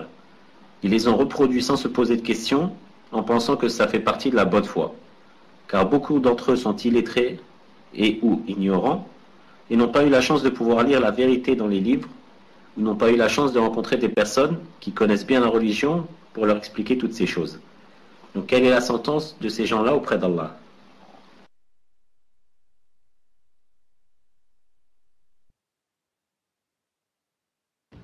Je rappelle une, deux ou trois choses, Inch'Allah ta'ala. La première, Allah subhanahu wa ta'ala, et c'est ce que Cheikh Ibn Uthaymin rahimahullah, dans beaucoup de ses livres, a répété. Il répète cette phrase. Allah subhanahu wa ta'ala ne châtie jamais une personne qui fait un péché si elle ne savait pas que c'était un péché. Allahu Akbar. Quelle grande ni'ma. Quelle grande ni'ma. Comment? Ah, mais moi je savais pas que ça c'est haram et je vais rentrer au feu. Si je savais que c'est haram, je l'aurais pas fait. Ya Allah. Allah Azza wa Jal est le plus haut et le plus majestueux. Pourquoi? Pour que il châtie et torture une personne qui ne savait pas et qui était jahila. Vous avez compris? Ça c'est la première règle en or qu'il faut toujours à des yeux. Et il y a pour dalil. J'ai cité l'autre fois, par exemple, le verset où Allah Ta'ala a dit, il a dit, لِيُبَيِّنَ لَهُمْ مَا يَتَّقُونَ, pour qu'il leur montre ce qu'ils doivent éviter et ne pas faire. Naam, yattaqun, soit dans ce sens, soit yattaqun min taqwa, pour qu'il leur montre c'est quoi la piété. Donc le contraire de la piété, c'est faire des péchés. Il faut que ça soit clair chez toi. Et Allah Ta'ala dit وَكَذَلِكَ نُفَصِّلُ الْآيَاتِ وَلِتَسْتَبِينَ سَبِيلُ الْمُجْرِمِينَ. Et c'est ainsi que nous expliquons ou là nous détaillons les versets pour que le chemin des criminels soit clair.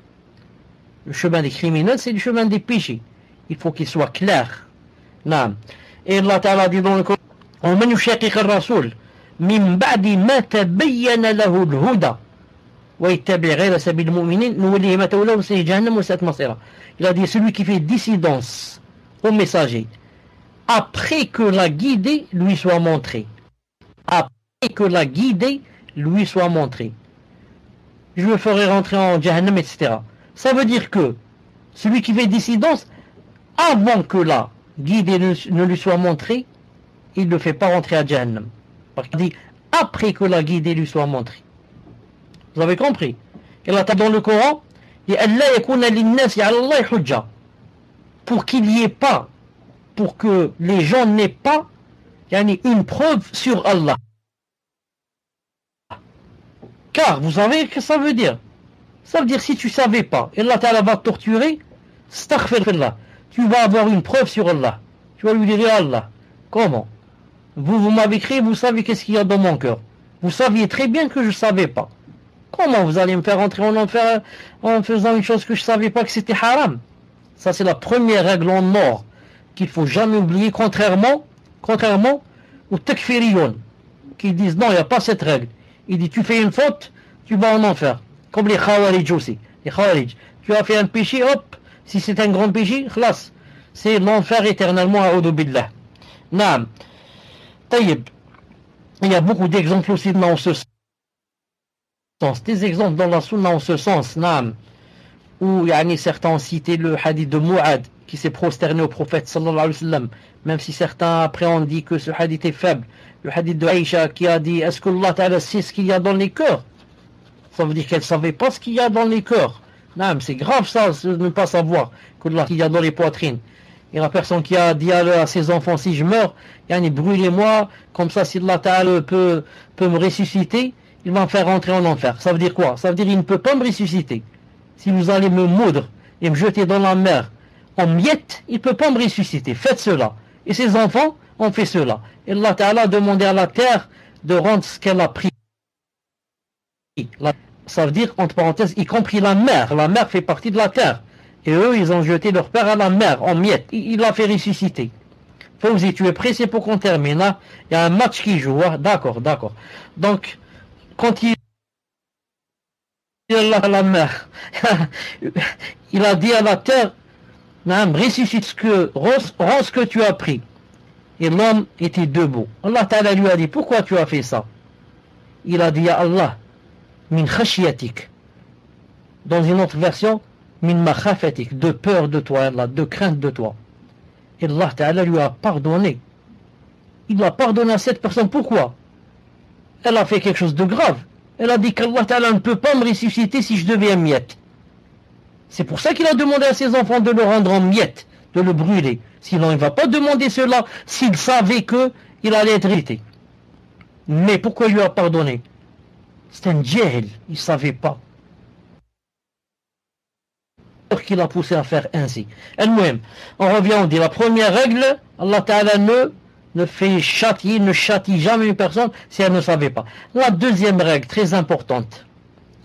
Mais Allah Ta'ala peut te donner des péchés pour ne pas avoir cherché et ne pas avoir demandé la science et ne pas avoir essayé de comprendre et ne pas avoir demandé aux savants et ne pas avoir écouté les cours et ne pas avoir lu les livres. Vous avez compris la deuxième règle. Deuxième,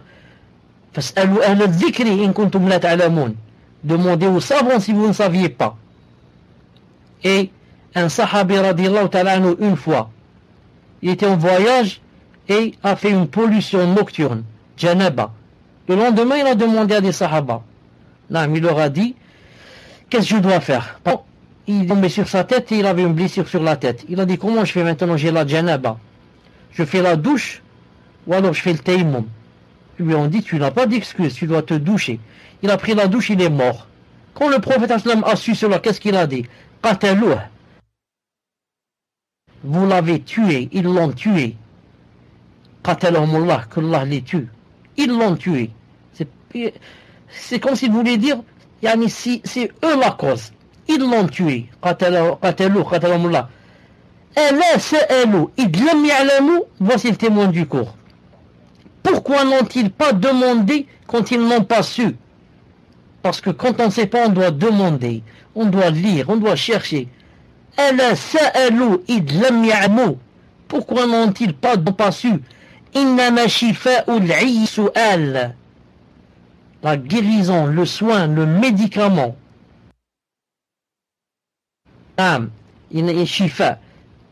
C'est le jahl. Le médicament de l'ignorance, il a dit, c'est la question. Naam. Quand il a dit le médicament de la question, ça veut dire le médicament de l'ignorance. Ça veut dire que l'ignorance, c'est une maladie. Quelqu'un qui est ignorant, il est malade. Le prophète Hassan lui a montré où se trouve le médicament. Il lui a pas dit va chez le pharmacien. Tu vas chez le pharmacien quand tu as ton ventre qui te fait mal, tête qui te fait mal et tes dents qui te font mal. Mais si tu es ignorant, il a dit tu vas où? Il a dit la question. Tu poses la question au savant. Donc toute personne n'a pas demandé, n'a pas voulu apprendre et entre parenthèses avait les moyens, c'est très important, avait les moyens, se trouver dans un endroit où il y a des savants, pouvait les contacter par téléphone, pouvait aller chez eux, écrire des mails, pouvait les joindre. Et il dit, moi je m'en fous, je ne cherche pas à comprendre, j'adore Allah comme je peux, comme je veux. Dans ce cas, cette personne aura des péchés. Pourquoi?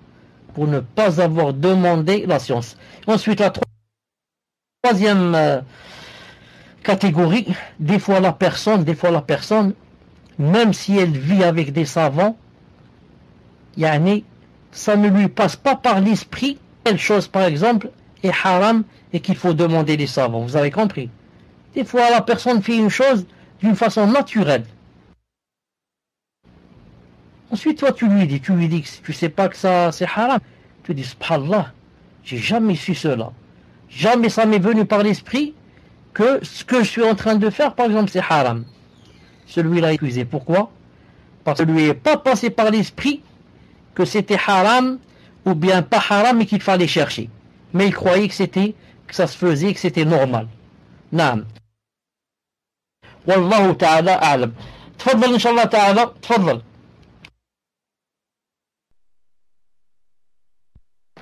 Barakallahu fikum, cher. Vous me tenez au courant quand vous souhaitez qu'on arrête. Cher, la question suivante. Dans le hadith, celui qui va voir un voyant, sa prière n'est pas valable pendant 40 jours. Et comme ce qui sépare le musulman du mécréant, c'est la prière. Pour quelle raison dans ces hadiths le prophète sallallahu alayhi wa sallam n'a pas dit sortir de l'islam? Pouvez-vous nous donner plus de précisions sur ce hadith? Barakallahu fikum.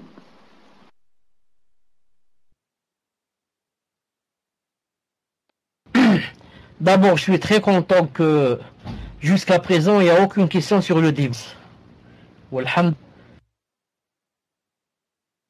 Alhamdulillah. Ceux qui sont mariés sont mariés. Ceux qui sont encore célibataires, qu'Allah Ta'ala les marie. Pas pour l'instant de divorce. Ça l'embisse pour le moment. Ça nous laisse dans l'embisse. Puisse Allah Ta'ala nous laisser dans l'embisse. J'ai pas compris, cher. Cette question, je ne l'ai pas bien comprise. Si tu peux m'expliquer la relation entre celui qui va à la Rasbou, chez le voyant, 40 jours c'est accepté, et l'autre. Quand tu as dit que celui qui ne prie pas, il y a la différence entre le mouchrik et la prière. J'ai pas la relation entre les deux.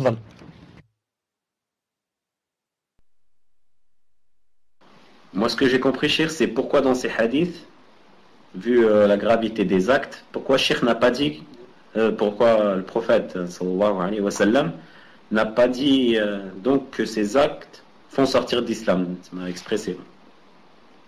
Et clairement.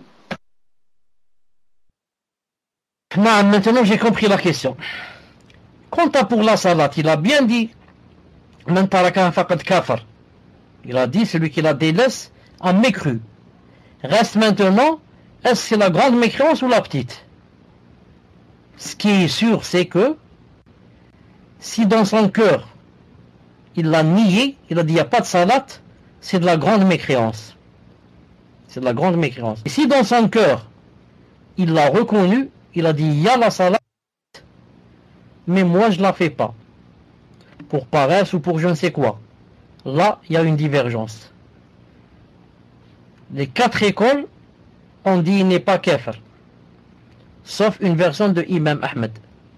Sinon Abu Hanifa, Shafi'i et Imam Malik ont dit il n'est pas kafir. Et beaucoup de savants. Taymiyyah, Ibn al-Qayyim, Al-Albani et les autres. Non. Et d'autres ont dit que même s'il la reconnaît, il ne la fait pas, il est kafir. C'est l'avis des savants, des grands savants d'Arabie Saoudite. Cheikh Ibn Uthaymin et tous les autres. Al-Muhim. Maintenant pour celui qui va avoir le voyant, le hadith aussi est clair. Il a dit s'il va le voir et il ne le croit pas, va le questionner, il ne le croit pas. Sa salat n'est pas valable pendant 40 jours. Mais s'il le croit, naam, faqad kafar. Naam, il a dit faqad kafar. Reste aussi ici. Qu'est-ce que ça veut dire faqad kafar? Il a dit faqad kafara bima unzila ala Muhammad. Parce que ce qui a été descendu sur Muhammad, c'est le Coran. Et dans le Coran, il y a quoi? Il y a que seul Allah Ta'ala connaît l'invisible. قُلْ لَا يَعْلَمُ مَنْ فِي السَّمَاوَاتِ وَالْأَرْضِ الْغَيْبَ إِلَّا اللَّهُ وَمَا يَشْعُرُونَ أَيَّانَ يُبْعَثُونَ.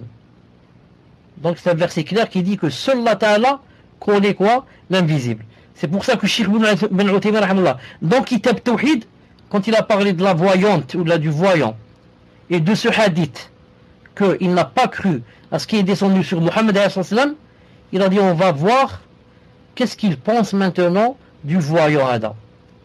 Non, s'il pense que il peut savoir ce qu'il y a demain dans l'invisible, il est devenu carrément kafir, shirk akbar. Non. Mais si maintenant il va chez lui, non, juste pour lui demander, mais ne le croit pas. Celui-là, son iqab, c'est quoi?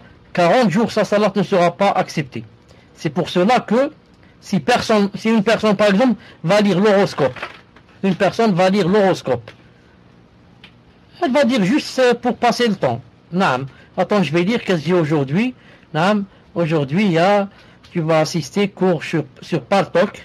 Naam. Il y a quelqu'un qui va te faire un cours sur Paltalk. Naam. Quelqu'un, un vieux, miskin. Taïeb.